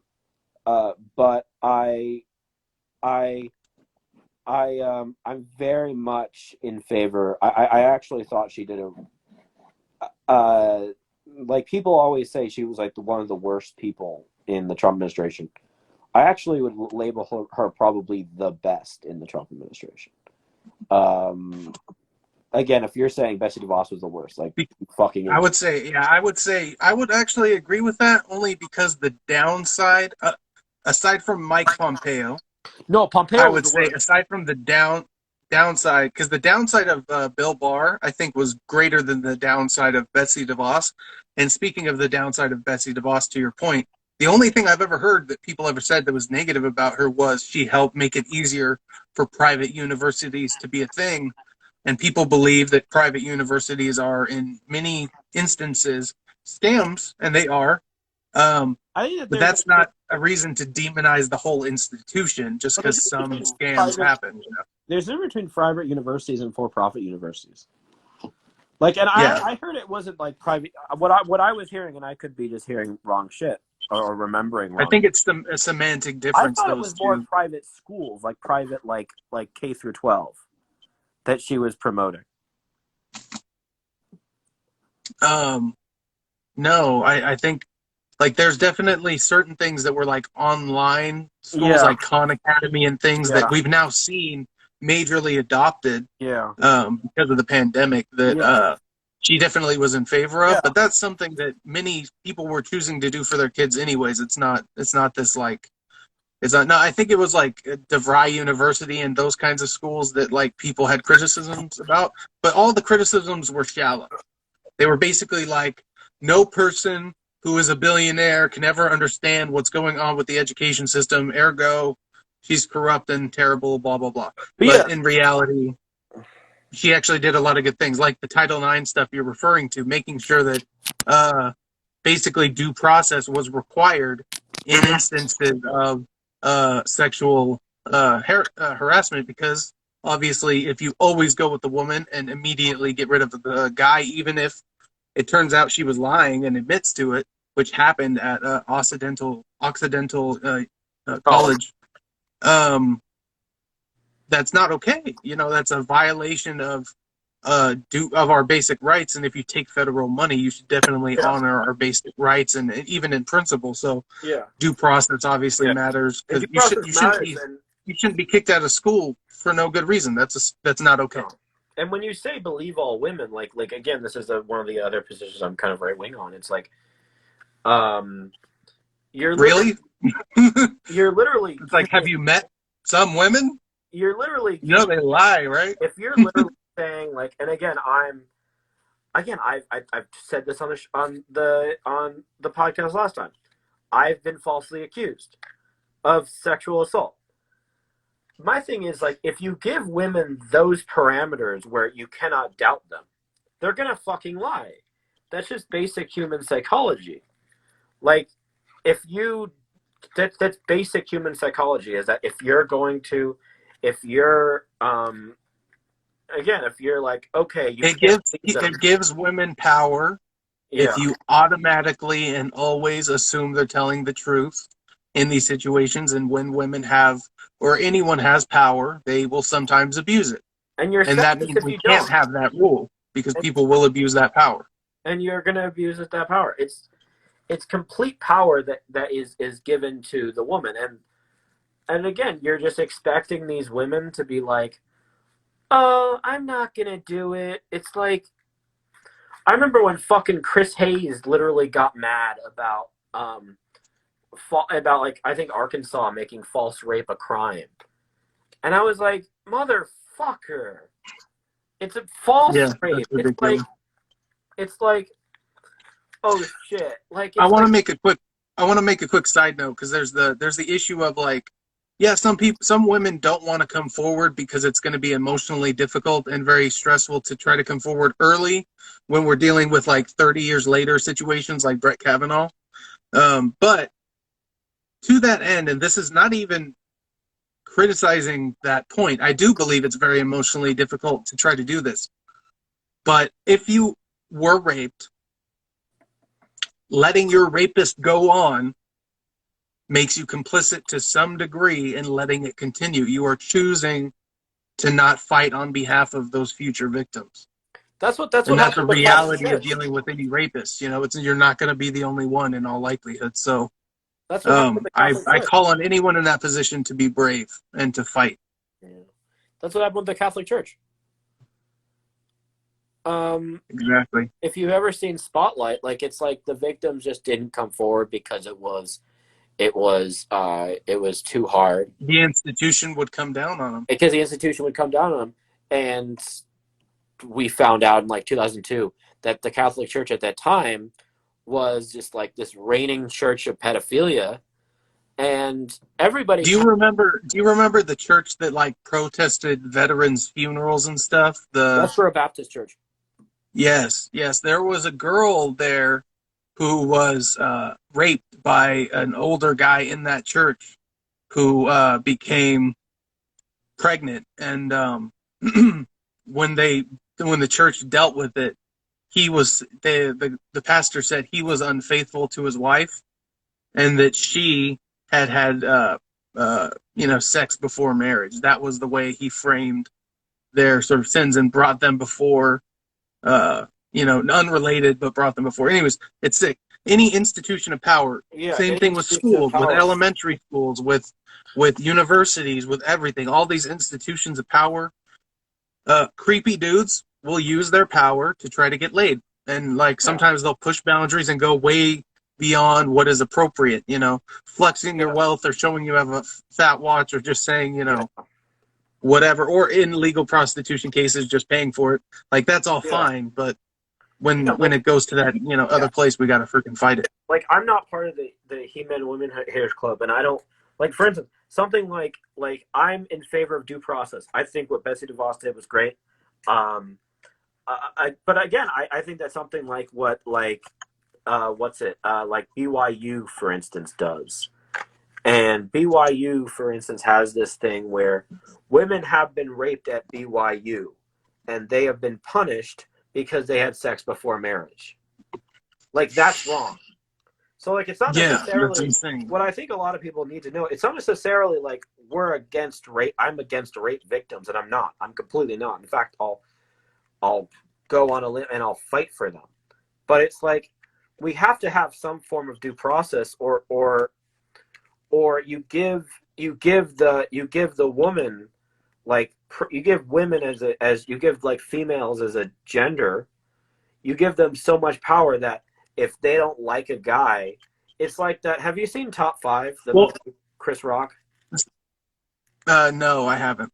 But there's a scene with Chris Rock and where these two girls that are trying to get some money out of Chris Rock, and they said, "We'll just yell rape if you don't give me what you want," and then they just yell rape, and then he just goes to jail, and then but that's like the thing that happens is that literally like you can.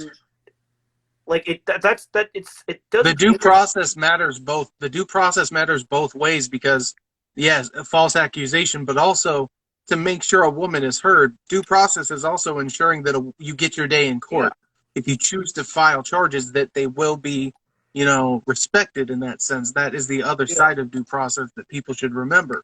Yeah. And I also think that there needs to be some form of like if you're a and rape should be a lifetime offense. In terms of like I think false rape allegations should have like 30-year penalty. Like it should be a big thing.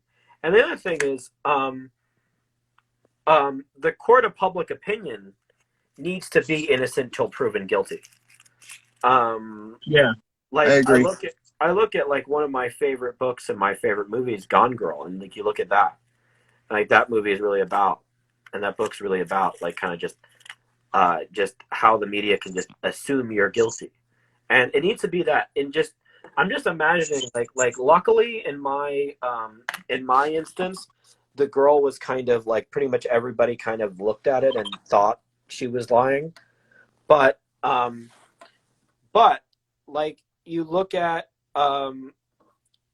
like another situation and the woman might just say, like, the woman might not necessarily know, the woman might like, the guy might like not like, still like everybody might think that he raped her and he might not have raped her in the first place. Not to sort of play this game. This is really dark stuff, but you could be in a situation where, like, like with Brett Kavanaugh, it was very obvious because like they literally weren't. Witnesses said they weren't at a party together. Yeah, exactly. Which is pretty solid evidence that nothing could have happened.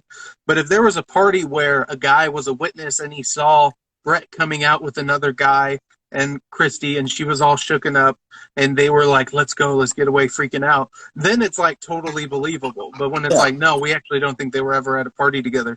So in instances where it's an intimate person that you're accusing of rape, like someone that's an intimate person in your life, I mean, that obviously can make it much more complicated where the evidence, in that situation, you were there in that room by yourselves. It could have happened. What would the evidence be? How do you appreciate testimony? And some people are nervous and awkward, and other people are smooth sociopathic liars and can go on the witness stand and say whatever they need to. So, like, it's very complicated. But if we do have a proper conviction with evidence and everything, I'm a firm believer we got to make sure that these penalties for if you've committed rape and we can prove it definitively, that's not curable. You need to go away for forever. Yeah, but you have to make sure it's at minimum. Yeah, at maximum. Sure. Some people talk about castration, and I'm that's a bit much for me, but like I mean, like you have to be like I'm not mad at it. You have to make sure it's provable, of course. Ooh. Ladies, anyone listening to this, I'm so glad I remembered this. There's a rape guard you can get that puts blades in your vagina. It's like a tampon with blades in it. So that if you ever get raped, that dude's losing his fucking parts. So ladies, please, let's make some stuff happen, Let's end this. End this once and for all. That's one of the funniest, but that's also like one of like pretty useful. Yeah. I'm just like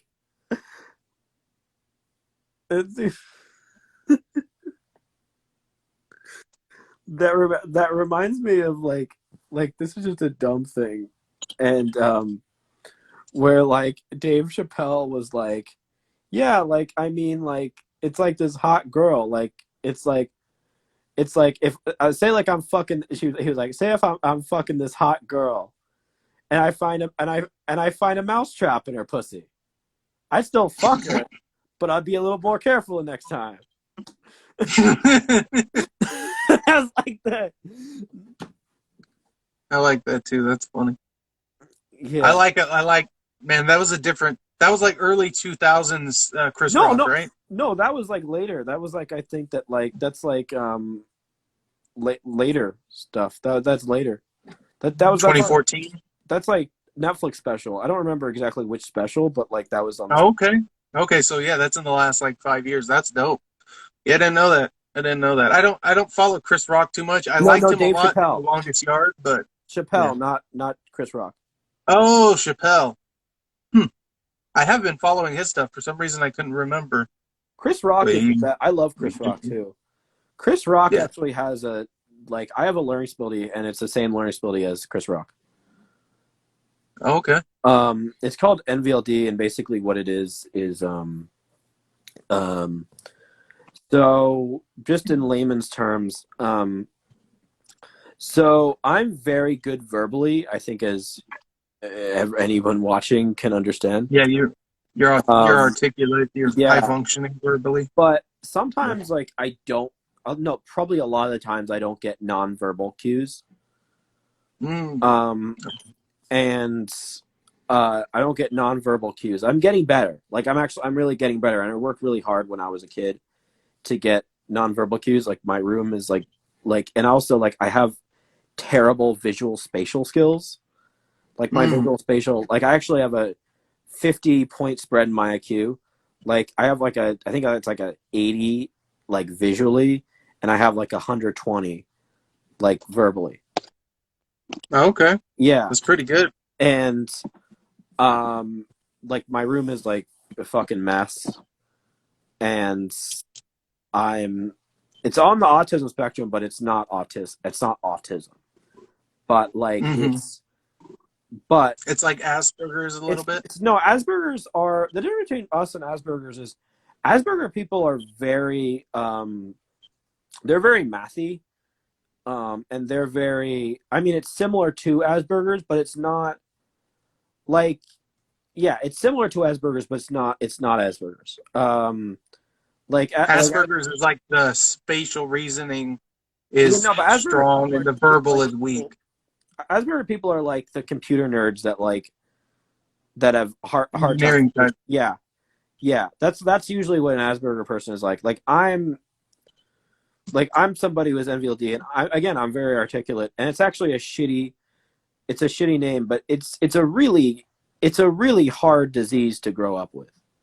Like, it's really hard. Like, it's one of those things. Like, I have a lot of social anxiety because of it. I always feel like I'm fucking up, even when I'm here. I always feel like I'm fucking up. Like, especially in college. In college, I'm very socially anxious. You can't pick up on the cues of everything's okay. Yeah. No reason to worry. Pick up on We're all comfortable. Yeah, exactly. Like, for instance, it's like that makes sense. Yeah, it's like I don't know. Yeah, it's like I don't know how other people are feeling, and I don't know I don't know like how it's like you just don't feel like you feel like everybody's judging you, because in the past I've had experiences where it like everybody was judging me, and it just feels like a constant. I have a lot of anxiety, and a lot of it is just I feel like everybody's judging me. And like I said, I have terrible visual spatial skills. My visual spatial skills suck.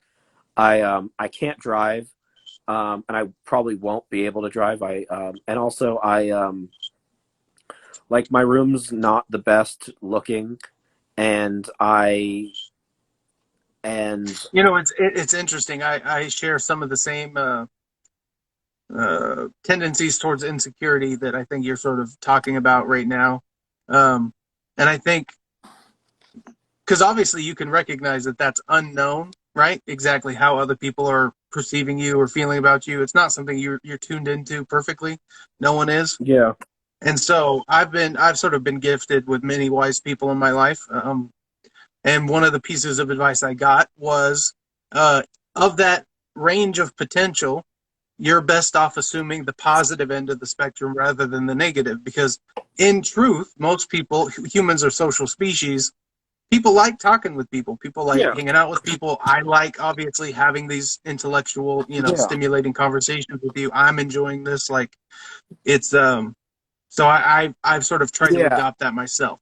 Yeah. Whenever you can try to, whenever it's an unknown, train yourself to think about the up end of that range of possibilities rather than the up. Because like fear says, what if it's the bottom end? But reason, I believe, and also confidence and courage and spirit should indicate that it should be the top end, actually, that and to a certain degree, when you choose that, you put that out in the world, people pick up on that. People that do tune to social cues, negativity and positivity resonate, whether, and you choose which one you're going to plug in. I think to a large degree, it's a giant undertaking. This is not an easy thing, overnight type of thing, but this is the game, I think, fundamentally, when it comes to trying to be a healthy, productive human being. Yeah, I mean, it's one of those things. It's like it's an anxiety thing. I have a lot of anxiety. I mean, I think that's probably the best. I mean, I try to do that a lot, but I think I've just been around a lot of really horrible people that have kind of made my life more pessimistic. I'm somebody who I'm being completely honest. I'm being probably more honest than I should, but for instance, whenever there's like a girl that I like, and she takes more than like 8 hours not 8 hours, probably even like 5 hours to respond, I get really anxious. I get really anxious. Or when there's when there's like a big test, like I think most big tests, and also in general, like being in class, for instance, like I'm somebody who I'm very verbal, and I'm somebody who generally, because I have a lot of ideas, I have a lot of things to say, I generally am like one of those people that just like raises their hand, and I there are times when like I like recently specifically where I'm like, am I stupid? And I get really self-conscious and I kind of overanalyze everybody, and it's so hard. And that's the thing, is it's like you're overanalyzing it because you can't understand it. Like you can't understand how, because you can't understand the nonverbal cues that other people are getting. And you feel like this is the best analogy I can probably give. It's probably like playing a board game, but you don't have the rule book yet, and you have to kind of discover the rule book. And you can discover the rule book and like how to play the game like slowly, but you don't like a lot of there's a lot of people, like it feels like when you're an NVLD person, you feel like everybody else has been like gifted with like the knowing of like what the rules of life in some way, just in terms of like social behavior and in terms of like stuff like that. Like you feel like everybody else has been given that gift, but you don't feel like you have. But in some ways, I feel a lot like. And you said you had a lot of people in your life that like had mistreated you, and yeah, I'm resonating a lot with what you're saying. I think, if you have a history and you're good at analyzing trends and knowing and predicting behavior, like you're going to be weary of that, and it makes sense that you would be. Again, it's like that Paramount. You'd be triggered. You'd be more easy. Maybe it's not. I think it like what you're talking about with the other people versus you. The other people are less triggered or have less resistance in certain areas. Maybe. Yeah, like I consider myself. Also, I have to go in like the next like 10, 15 minutes. That's totally cool. That sounds good to me. Yeah, probably like 15. Like I'm a really like. I don't consider myself an optimistic person. I don't consider myself a pessimistic person. And I don't even really consider myself a realistic person. I think I'm somebody who has a lot of anxiety and really just sometimes is incredibly pessimistic. And then I can get like, my optimism is like incredibly crazy. Like I can get really optimistic really fast. Like in some ways, like incredibly like, dreamy, like in some ways. And then I can't. Do you have anyone in your life that's like that too? No, I've actually not really, but like I mean, I get really dream-like, and I feel very. Again, I feel very. I feel very anxious. Like I'll give you an example. So, I actually, because I knew you said you're going to be a few minutes late, but because it like we were going to start at like 8:23, we started at like 8:25. Mm-hmm. I had this weird anxiety brain thing where I thought you were mad at me and you didn't, and you were going to tell me like tomorrow, and you weren't going to do the stream with me. You were just going to ghost me.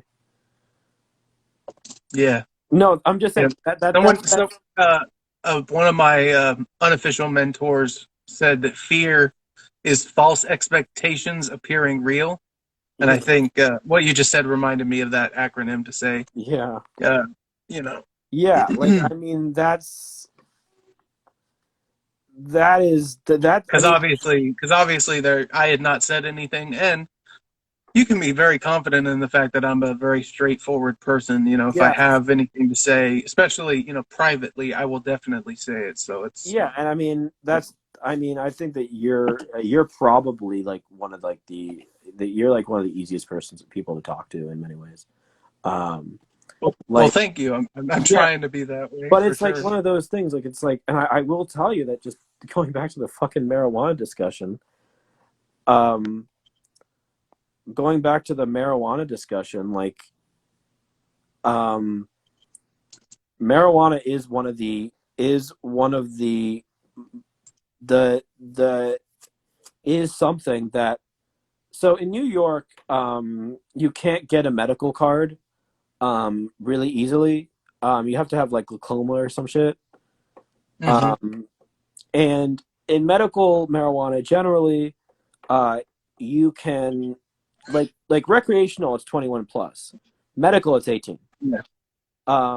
And in most states that have legalized medical marijuana, I could get a medical card easily because I have anxiety, I have depression, and I have epilepsy. And I will tell you that my depression, like my anxiety, is incredibly calmed by marijuana. To a point I can't even really describe. Like, for instance, like I'm a relatively anxious person. I'm very self-conscious about anything I write or anything I create or anything I do.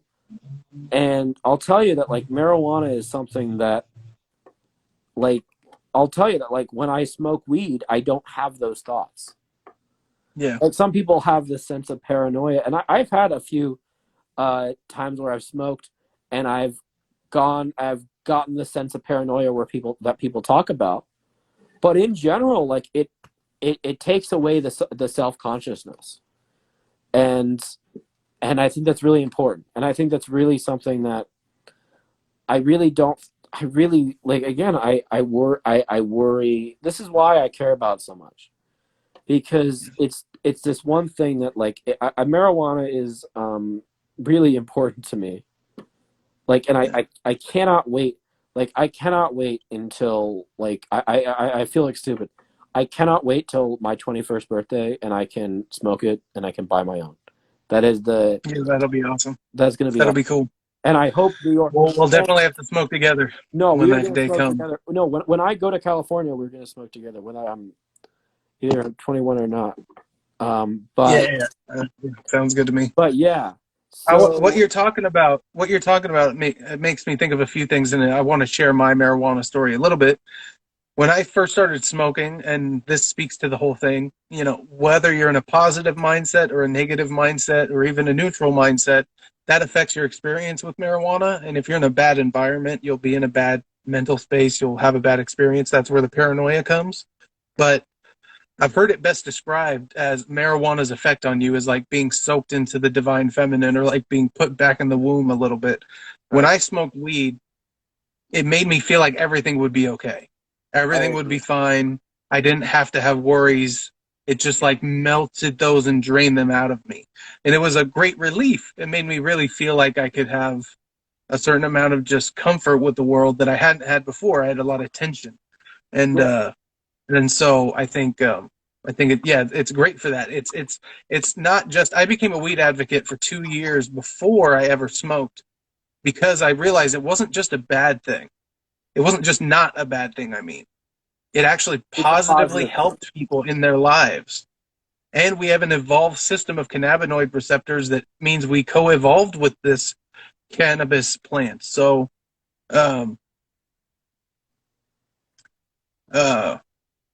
we should, have a relationship with it. We should respect it. It should be legal and a part of our lives. And it should be respected. We should make sure we don't abuse it. I myself am about to start a 2-week THC break to help across the board with many things. It just feels right starting tomorrow. I worry. I think it's on the whole a good thing for humanity. Yeah, I mean, like, I do think that, like, I mean, it probably is, like, just because of how fucking expensive it is. Like, it probably, like, is, like, relatively easy to, like, take some form of THC break. Like, I'm hearing, like, fucking marijuana, especially in California, is, like, fucking expensive as fuck. Yeah. 25% sales tax. Yeah, like, it's... Which only keeps the black market alive. It doesn't help anything. It doesn't even generate a lot of revenue. Real quick though, dumb. There's another brilliant idea, and this is where we can learn from Republicans as much as we can learn from Democrats and other people. Have you ever heard of the tourist tax? I've heard of it a little bit, yeah. In Florida, they have a sales tax that only applies to non-residents, meaning if you have proof of residence, you show your ID and it's an address in town, you don't pay a sales tax. It's like 12% for people that aren't a resident, and then 5% for people that are. So you pay a 7% extra level as the tourist tax. I like that too, especially for California because we have such a large undocumented or illegal, whatever, population where they're going to have a lot of illegal labor and a lot of it. California is so expensive and corrupt, not just undocumented workers are illegal laborers in a certain sense where they work off the books or it's manipulated. Like that's a big thing here because of the cost of the system. Same thing in New York. And so if we had a system where you cleaned a lot of that up, obviously we'd be much better off. But yeah, like that's what I was saying earlier. It's like, yeah, learn from Republicans, but like Republicans need to fucking get on this legal weed train because they don't know what power they have with. Oh, I'm sorry. I kind of bullshitted because I was like, I forgot what I said. I was talking about the tourist tax. That's why we should have it in California because it would tax people that are like it is a sales tax, which I don't like, but it is a tax that will tax people that are here in the economy spending money but are not going to be subject to an income tax or a sales tax or a social security tax or anything like that. So I like that tourist tax as well as a asset tax. But like, I wish that Republicans would just get on board and they could be like, hey, like, I mean, I'm not in favor of marijuana, and I do, but I'm going to vote for it, and I'm going to, and I'm talking about politicians. I think Republicans in general are kind of on board, people. But I just wish that Republican politicians would be like, let's get on board and let's talk about taxes. Because that's something that Republicans could have serious leverage on. The idolatry around Reagan on the Republican side, combined with the just say no Nancy Reagan and the DARE police officer program that Reagan and that whole thing, that whole propaganda machine with the whole racist reefer madness propaganda machine before that, it has programmed so much of the right to be completely against marijuana for no reason. Like I said, it goes against all their principles, every single one of their principles. They cannot make any coherent argument for it. That's why they make incoherent arguments against it, such as the gateway drug idea, the idea that like, hey, you smoke marijuana, you're going to eventually end up hooked, and it's a terrible thing. You shouldn't do it. Meanwhile, that kind of worked with our own presidents. Our last, before Trump, last two had admitted to doing cocaine and marijuana before that. So in a certain sense, yes, but in a certain sense, it didn't bother you at all. Yeah. And Obama in his memoir said, this is one of the things that really made me angry at Obama's, treatment of marijuana under his administration. And Penn Jillette, who's a libertarian, was sort of my guy who educated me on this. In his memoir, Obama talks about how in college he did a little blow. He literally phrases it as a little blow. And Penn Jillette, and I have the same, sentiments, but Penn Jillette was really pissed off and ranted and raved and said, are you kidding me? You casually talk about how you did coke, but you're going to put people in jail for marijuana? How are you fucking kidding me? And I sympathize with that. I'm not quite as angry in general as Penn Jillette, but it's the truth. Like, it's ridiculous to have jokingly talked about doing cocaine in college and not be a huge drug legalization advocate. You literally are proof you can become president and have done cocaine before. What are we doing? Yeah, like fucking doesn't Obama have like that big picture of him like smoking There's like this big picture of him smoking, and also like Bill Clinton. Snoop visited the White House, dude. Yeah, no, but like so Bill they might have blazed it up in the White House, you know? Yeah, Bill Clinton has like literally like you've seen him in the fucking 60s where he looks like I did not inhale. What bullshit is that? No, like Bill Clinton like looks like he's a member of the Grateful Dead back in the fucking 60s. Have you seen that fucking photo where he has that long ass hair? With the red hair and the red beard? Yeah. I'm like, dude, you fucking inhaled. He looked like yeah, for sure, dude, for sure. He looks like he could have been, you know, the fifth Beatle. You know, I mean they were from Britain, but still, you know what I mean? Like he looked that era and that part, the late 60s, early 70s. He's that. So just fun fact.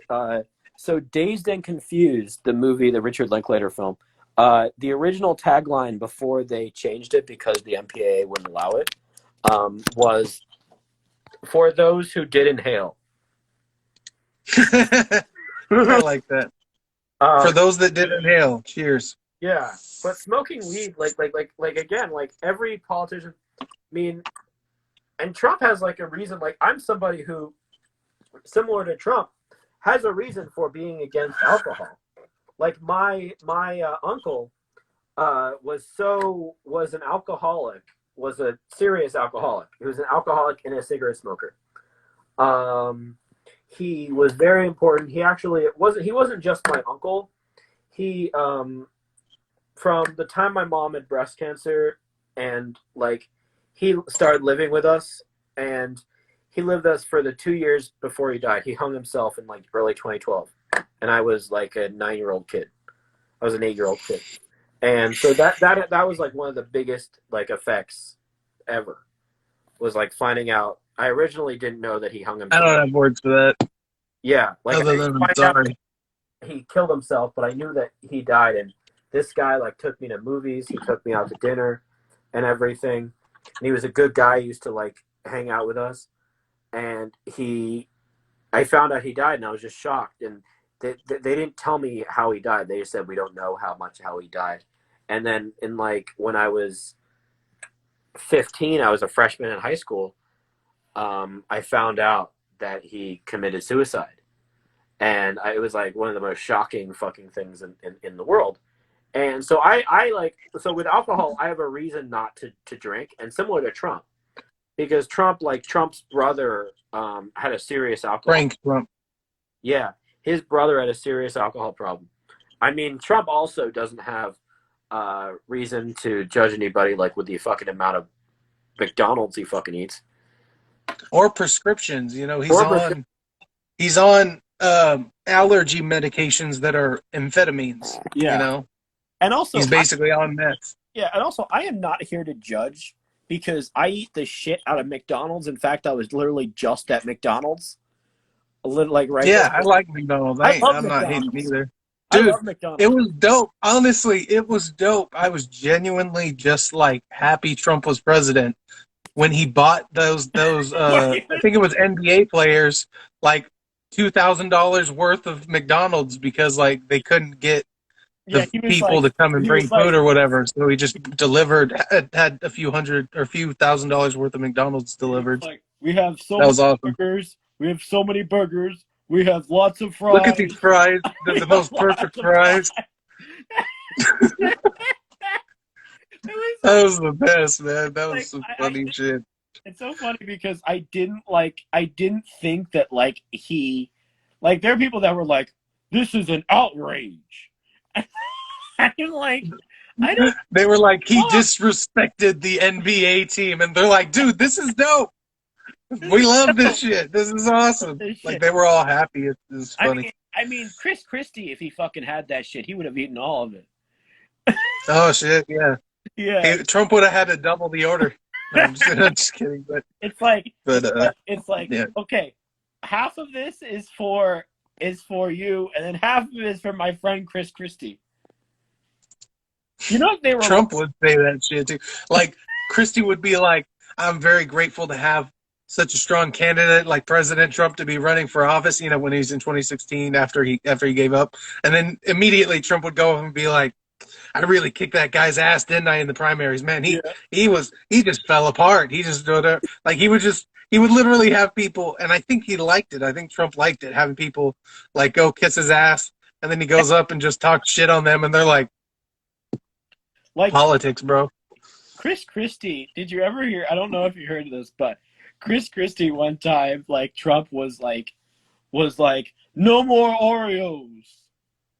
He literally said no more Oreos for Chris Christie. No, yeah. And then he was. I know he said a few things. It's been 6 years since those primaries. I haven't watched them since, but was like insane. Again, I have a question, Alex, because obviously you were a little young then. How confident or how likely did you or people around you think it was that Trump would win in 2016? No, because did people around you think it was possible? I was very politically active. I wasn't very politically active, but I followed that election in 2016. Not necessarily in the primary, but definitely in the general election. And no one fucking thought he would win. Like, it was such a surprise. I still remember the day he won. I remember there was boyfriends like hugging their girlfriends saying, will it be okay? And like class. Yeah. Then there was the pussy hat marches. Yeah. Which, like, fucking fun fact, I almost went to one. This is the funniest fucking lamest. This is the lamest fucking, like, I almost hope, like, I'm almost kind of sad that there's probably none of my leftist people that I know, because it would have been so funny with this story. So I wanted to go to the Women's March in 2018, but this is so fucking stupid. The reason I didn't, I slept in. Dude, you know what's funny? You know how everyone is pissed about the Kyle Rittenhouse verdict, and there's a lot of lies and stuff that surrounded that, and a lot of misinformation. Yeah. You want to know why there's been no rioting? Why? It's December. That shit's cold over there. Cold out there, yeah. When it was the summertime, they're like, dude, the weather's great. Let's go burn some shit down. That sounds fun. Yeah. But in the cold, that's why a bunch of right-wing guys have joked and said, how do you avoid protesters when you have a speech to do? Schedule it at 8 a.m. And I'm like, yeah, that's true. That's true. Like a bunch of weed smoking leftists are not going to get up early to go protest. They're like, if it's 4 p.m., I think I can make it. Exactly. But I was thinking, like, literally the only reason I wanted to, I'm much more like in my politics, like. Quick side note: I like the beard. I like what you're growing down there. It's solid and clean. So, I like it. So the problem, so when I was a kid, literally, I've mentioned this before, but the entire fucking reason I went to the Women's March was to pick up girls. I wanted to go to the Women's March, was to pick up girls. I saw that coming. I remember you told me before about your political motivations. That was and to be honest with you, I don't think I was the only one. I do not think I was the only one who was like, I think there are people, I think that a lot of those guys with those fucking cats were they were just wanting pussy. They really fucking wanted some pussy. Yeah. Here's just the truth about men, especially teenage men in general. We're all on the same mission, even if we're waiting till marriage or whatever. Because you want companionship. It's not even this dirty thing. But we're all in the same mission, and it's just a question of how desperate and how morally bankrupt are you willing to get in your pursuit of pussy. Slightly, because some people do just see it as chasing pussy. Other people, obviously, like myself, see it as a lot more than that and much more meaningful, and people should be much more thoughtful about it. Yeah. But I do understand I'm a freaking, Homo sapien monkey. I'm pretty sure I'm 56 to 65% Neanderthal. But anyways, I get the male instincts, but at the same time, obviously, I think I do think are more evolved than us, and I think women are even more evolved than us. I think women are more human than us. No, They're more I think humane I think than women are us. way more human, and I also think they're smarter than us. No, I do think women. No, not necessarily they're smarter than us. I think women are Men are just smarter in some dumb areas, and like women are smart in those same dumb like areas I too. think women are But also men are dumb, just in general. like I think men's intelligence in many ways is kind of um It's like mechanical. it's kind of like free flowing and it's very like creative. And I think women are like really much more like or organized. Like their brains, Hmm. I think, are better at like organizing shit. Like Yeah. they're better at like spatial shit. Like while like my mind, it's like what the fuck? I just think of like random shit like in the morning. While women, I just feel like it's like there's my shit. I put this in here. I put that in here. I put that in here. I put that in here. And I'm like, This might be a byproduct of the male brain, but I'm quite sure that ADHD is predominantly diagnosed in men. It is sometimes a thing in women, but for the most part, it's men, young boys, that are diagnosed with ADHD or anything ADD in elementary school and high school. It's disproportionately young boys. I think that's So it could be something to that effect. I think men, yeah, have a capacity to think along the lines of objects and abstractions a little bit, and that's kind of more the comfort zone. But the human side, the social side, the common sense, grounded side, um, the collective, wisdom side, we're yeah, much weaker on. yeah, And there's spectrums, obviously. There's all sorts of spectrums across cultures, across across men and women, yeah, within men and women. So this is just on average, observations which yeah. This is the other have thing social that's really implications. interesting um is that this is like a primary gender difference that I find fascinating. Is that like guys get a text from a girl and the guy's like, woohoo, a girl texted me. Well, like when like a girl we have when like you try to text a girl, it's like you have to break some form of wall to like get them to fucking trust you. And like It's you have to be like you have to like make certain they're like before you like make your spark, you're like, no, I do not want to fuck you. No, I do not want to fuck you. Until like it's like Yeah, I mean, but it's because men are always chasing, yeah, men are desperate, and so like it's an attention currency thing where yeah, women are used to getting plenty of the attention currency, so they yeah. don't necessarily uh, Which I'm like, need for it quite in the same way. And exactly. I think that just plays out in many different areas. Because yeah, men, if we're less social on average, and I think we are, I think that's scientifically proven, then we're going to have less social connections. Therefore, we're going to be more desperate for the social connections we do have, and thus the desperate creep energy has propagated amongst men. But like Um, any and also often the difference between a creep and a non-creep is whether or not you want to actually sleep with them at the end of the exchange, because it's unwanted sexual attention is basically the definition of a creep, or just someone who's a predator in some sort of serious way, is another example. is But that girls are fucking weird. we're Like and they're all weird, but yeah.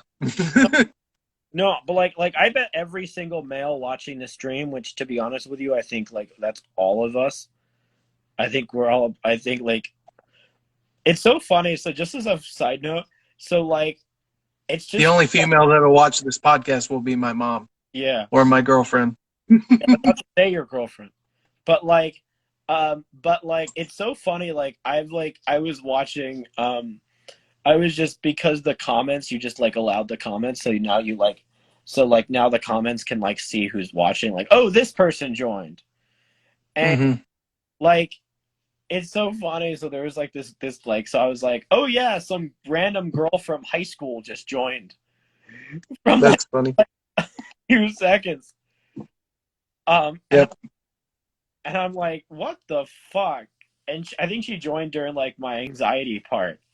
But I'm like, but like and also just I think as a male, as a straight, I mean I'm bisexual, but I'm bisexual in like where I'm like probably 80% attracted to girls, probably 20% guys, in that scale.